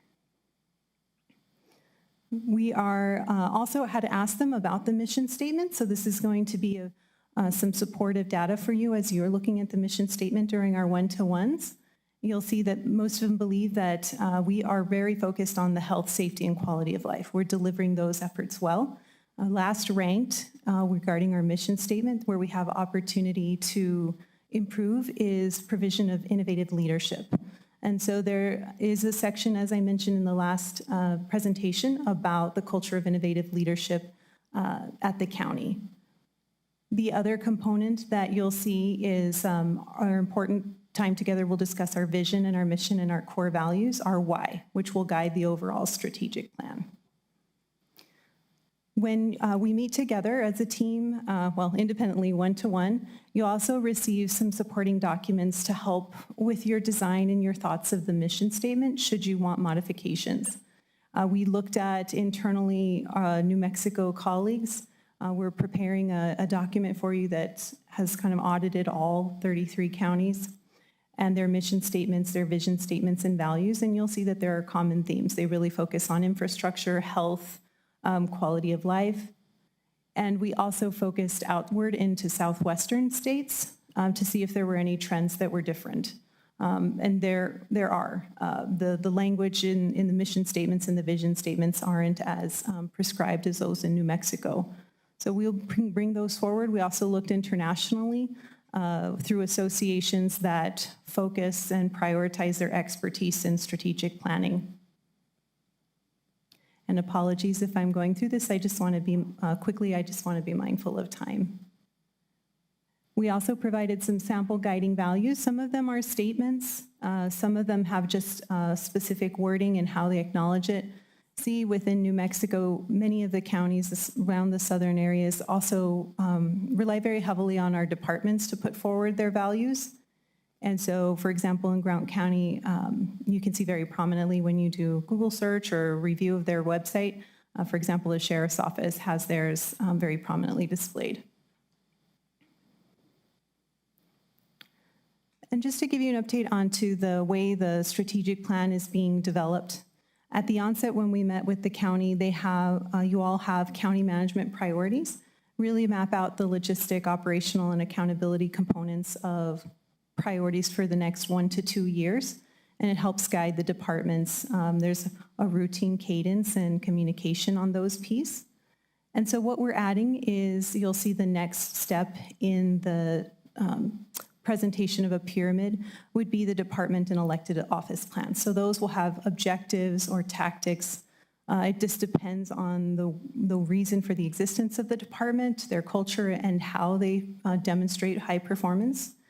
And those would be integrated, of course, into the larger strategic plan. The strategic plan will then take its note from the comprehensive plan and any updates it has, but all will be governed by vision, mission, and guiding values. So some items we wanted to bring to your attention was the department and elected official-based staff outcomes indicated that the top 2 priorities that they saw out of the ones we presented were economic outcomes and healthy and safe communities. Some had even made recommendations that those have priority overall, that the other priorities could be tucked in, and it would help create better synergy and organization of the strategic plan. Another component was the importance of infrastructure. We asked them to grade the infrastructure that we currently have from a ranking of 0 to 100 with a median average of 51 and an average of 55. And there were also several responses regarding homelessness and housing, as this being something that should really be prominently discussed in the strategic plan. So in closing, what I wanted to share too is that we look forward to presenting almost a fully prepared draft by October 18th so that we have the ability to connect and walk through specific sessions. We would have a session focused on vision, mission, and guiding values, and then we would have the ability to walk through each of the departmental goals, how they connect to the larger priorities, and then also receive the Commission's feedback on the implementation process. How often, how frequently, what tools, so that we can finalize and prepare an updated draft for you in the next week, and then move it forward for final considerations and edits and formal adoption November 14th. And I'll stop there and stand for questions. Thank you, Ms. Natividad. Commissioners, any comments, any questions? Hearing none, Ms. Natividad, I need to apologize to you. I was not able to meet with you. I have had trial after trial after trial for the last 10 days. And so I will make it a point to carve out some time. And I know that everyone else is very busy, but hopefully we'll all make time to give Ms. Natividad some input that is sorely needed, I think, at this point. So thank you for your work. Appreciate it. Thank you. Thank you. Right, we will now move on to the consent agenda. Does any commissioner wish to pull an item or have a question regarding an item? Madam Chair, I'd like to pull item 16 for separate consideration. Okay, thank you, Commissioner Sanchez. Anything else, commissioners? All right, may I have a motion to approve consent agenda items 9, 10, 11, 12, 13, 14, 15, 17, 18, 19, 20, and 21? Second. I have a motion by, was that Commissioner Murillo? It was. Yes. Thank you. I have a motion by Commissioner Murillo, second by Vice Chair Shaljo Hernandez. Any comments, commissioners? May I please have a roll call vote? Commissioner Murillo, Yes. Commissioner Sanchez, Yes. Vice Chair Shaljo Hernandez, Yes. Chair Chaparro. Yes, motion carries unanimously. We have multiple resolutions, so. Resolution number 11 will be 2023-69. Item number 12, 2023-70. Also 2023-71. Item 13, 2023-72. Item 17, 2023-73. Item number 18, 2023-74. Item number 19 has 4, 2023-75, 76, 77, and 78. Thank you, Brandy, I appreciate that. Brandy. Thank you. Commissioner?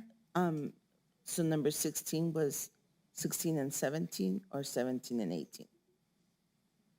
No, I believe that Commissioner Sanchez requested you that haven't done the 16, 16, sorry. item number 16 Yeah, be okay, pulled thank you. from the consent agenda. I apologize. Thank you, Commissioner Murillo. All right, we'll move on to agenda item number 16, a resolution authorizing the acceptance of Tres Caballos Place Road for county maintenance. May I have a motion, please? So moved. I have a motion by Vice Chair Shalter Hernandez. Do I have a second? Second. I have a second from Commissioner Murillo. Commissioner Sanchez, you had a question. Thank you, Madam Chair. Yeah, in the executive summary, there's discussion that this does not meet the required design and construction standards, yet we're continuing to move on with Tres Caballos with the comment that because of the resolution we approved a couple of meetings ago as the basis for it. So I just wanted to understand what part of our design does this road not meet? Madam Chair, Commissioner Sanchez, the only place that we have fixed standards is within the UDC. And that basically is applicable to new subdivisions with the quality of the road and the width of the road. If you recall, and again, I say this very respectfully, when we first adopted the resolution amending or approving a method for accepting non-county maintained roads, under Road Initiative 1 and 2, we have accepted 22 different non-county maintained roads. Some of them certainly don't meet the 50-foot right-of-way, and that's one of the considerations here. If you remember that there are 4 different criteria that the county commission can consider in terms of deviating from any established standards. But the perspective has been that these are roads that have been in place for decades. They're not new roads. And we're trying to adapt to what we find related to that individual road. So we do have and have accepted roads of different width over the last approximately 5 years. Thank you, County Manager Macias. One of the things you just brought up was the road initiatives and the roads that were accepted. Those roads were previously accepted under a resolution, is that correct? Those roads were evaluated before they were selected for the roads initiative, is that correct? Certainly. what evaluation was done? Because I'm asking here, understanding what specifically of Tres Caballos was done to determine that we should be doing this, accepting it. Aside from the fact that, and I'm willing to say this, shame on, I'll say shame on me being the one, the probably, as we've talked, and being probably the most tenured at the moment here, commissioner, that Tres Caballos, we've been accepting funds for it without accepting it. And so we've been accepting funds from Representative Lara. And so this has particularly come up because of the discussions we've had of, when particularly around the fact that we've been accepting funds for private roads that we haven't officially accepted. So I'm trying to understand what evaluation was done when we went through this and what didn't it meet? Because it's my understanding that there was even work done over the past to try to figure out, how do we, I guess, get it as close as we can to make it a workable roadway. Is that correct? Yes. Thank you, Commissioner Sanchez. Absolutely valid concerns. Road Initiative, the difference here is that Road Initiative 1 and 2 dealt with solely county funds. So we went before the board to basically get authorization to basically spend county funds. Here, this was a mechanism where the funds were being provided through the state or the state legislature. Again, the evaluation that was done was for the individual legislator making the request. So there was an evaluation in terms of the cost, in terms of cost to bringing the quality of the road up to county standards, the cost of acquiring right-of-way. So the estimate that was given, and again, these are estimates from within the engineering department rather than actually having gone out to bid the project. But basically, the estimates that were given to the legislature was $690,000 to be able to do the project. So the project, those monies came in different allotments over a 2-year period, because we had indicated to the legislator that we wouldn't do any work until without knowing that the totality of the money in order to do the project would be provided to the county.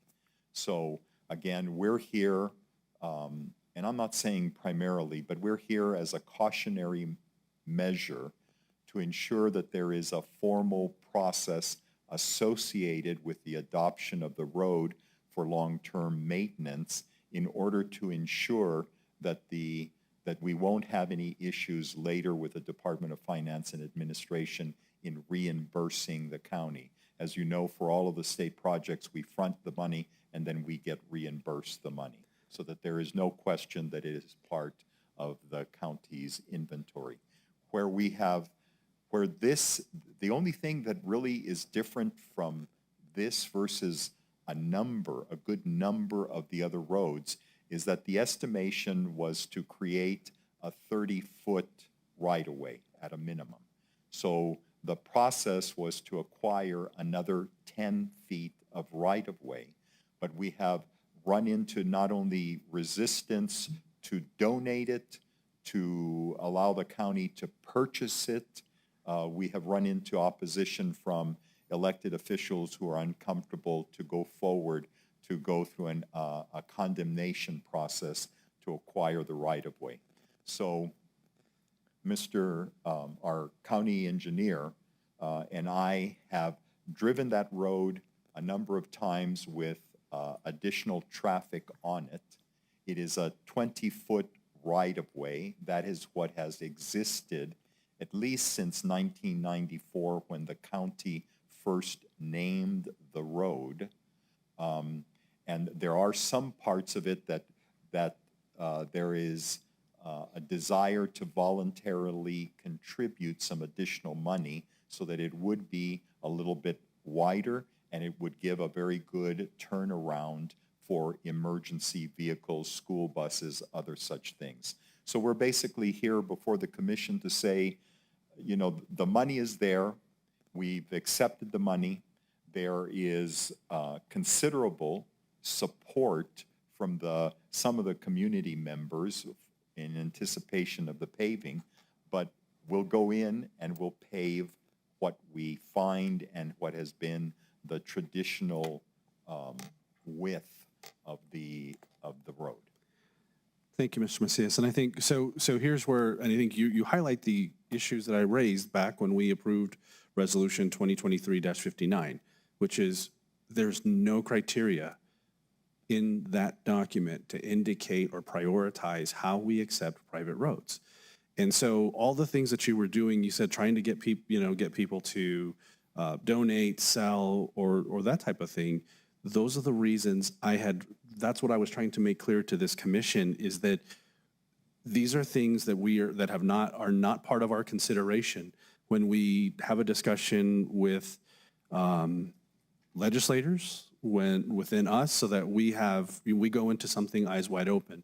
So what I would like to request, and while it may not apply to this specifically to this item today, we need to put into writing some evaluation to determine how we're going to accept private roads going forward, because we need to understand how and what we're going to do, what we're comfortable with doing. I think, as the county manager suggested, that we may, I don't know, if we're talking condemnation, then we've got to make those determinations and do it with our, like I said, with our eyes wide open. I know Vice Chair Sheldra Hernandez had sent an email to you, Mr. Macias, even suggesting that maybe we have a process going forward where if a legislator wants to fund a road, that we work with them to do a survey and an evaluation before we start accepting more funds.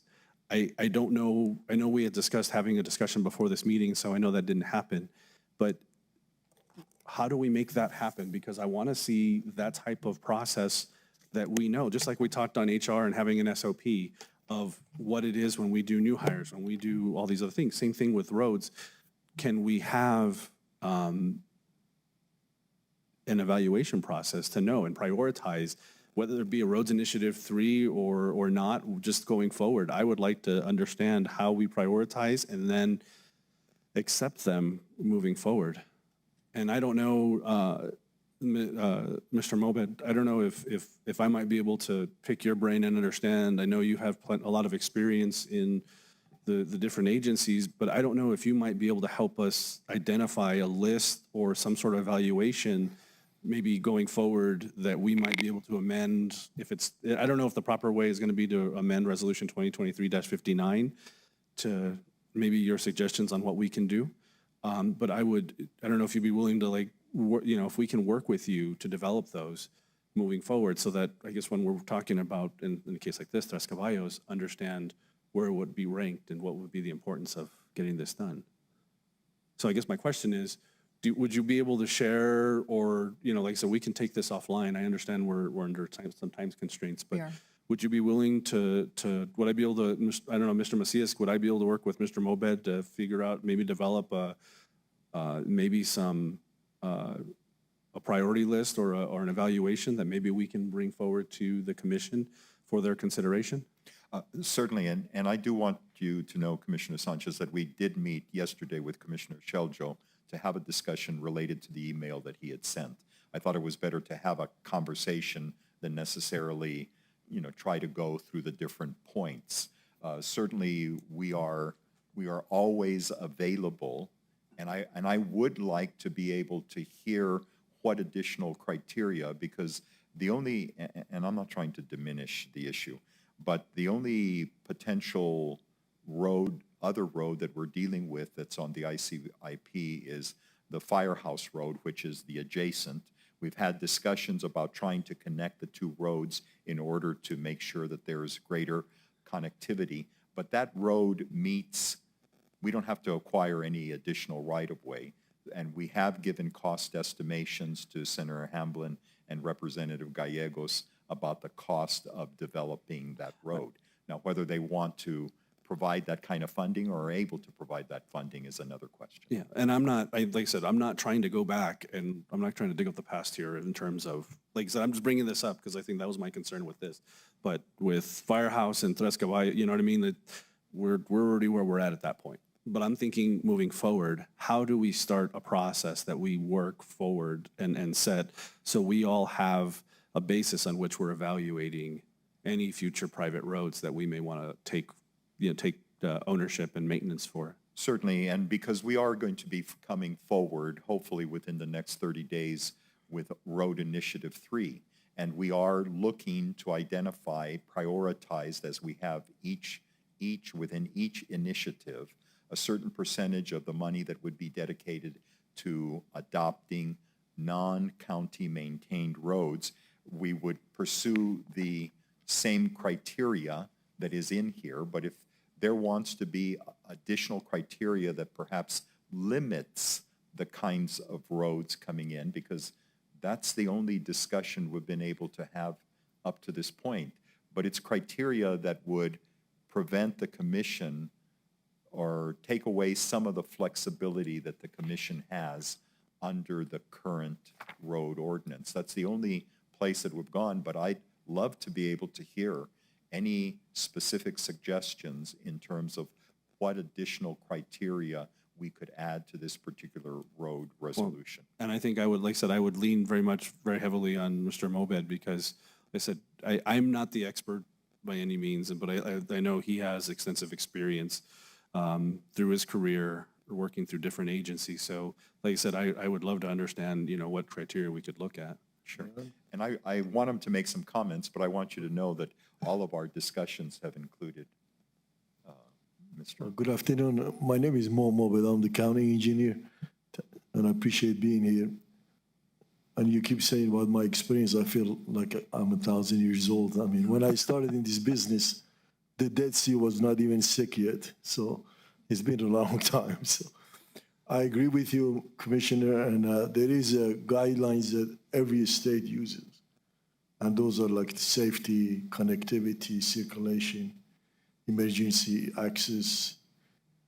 And since Clinton administration, equity has come to play a big role to make sure we are not isolating the poor neighborhoods and minority neighborhoods.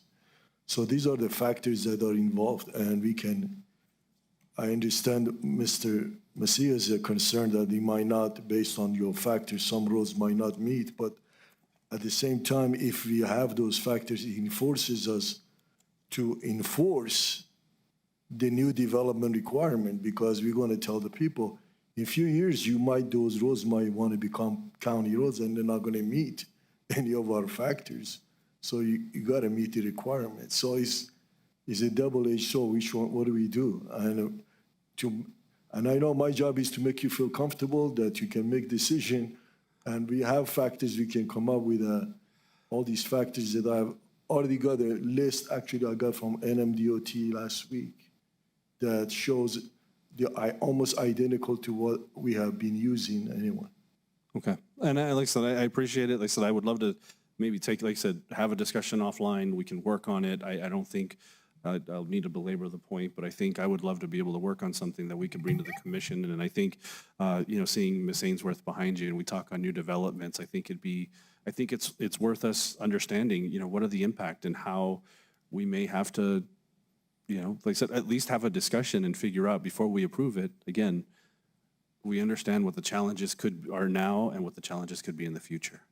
So, like I said, I just want to make sure that, like I said, I just want to be able to, I said, try to see how we can figure it out. Understand Mr. Macias's concerns that, I don't want to always limit us, but just understand how we move forward with all the information available for the BOCC to take into consideration. Thank you, Commissioner Madam Chair, Sanchez. Commissioners, 100% I agree with you, and we are here committed to create this. But at the same time, as a county engineer, and hopefully the guy come behind me later on, if you are creating a factor, all these factors should be adopted by the commissioners so it can become official document, so we can work with community development and make sure every developer that comes in, they meet the requirements. Because that's what right now the UDC is so powerful, because it was adopted by commission. So we are using it for new development. But as Mr. Macia said, this is an existing road, and we're just upgrading it to really a paved road. And we are not violating any design, requirements because we are following AASHTO, which is everybody follows it. And for the volume of traffic we have on that road, 18 feet wide is more than adequate to serve that community. So I can make you sure you are not violating any design requirements. Understand. Like I said, I appreciate it, and I just want to make sure, like I said, we'll follow up with discussions about it.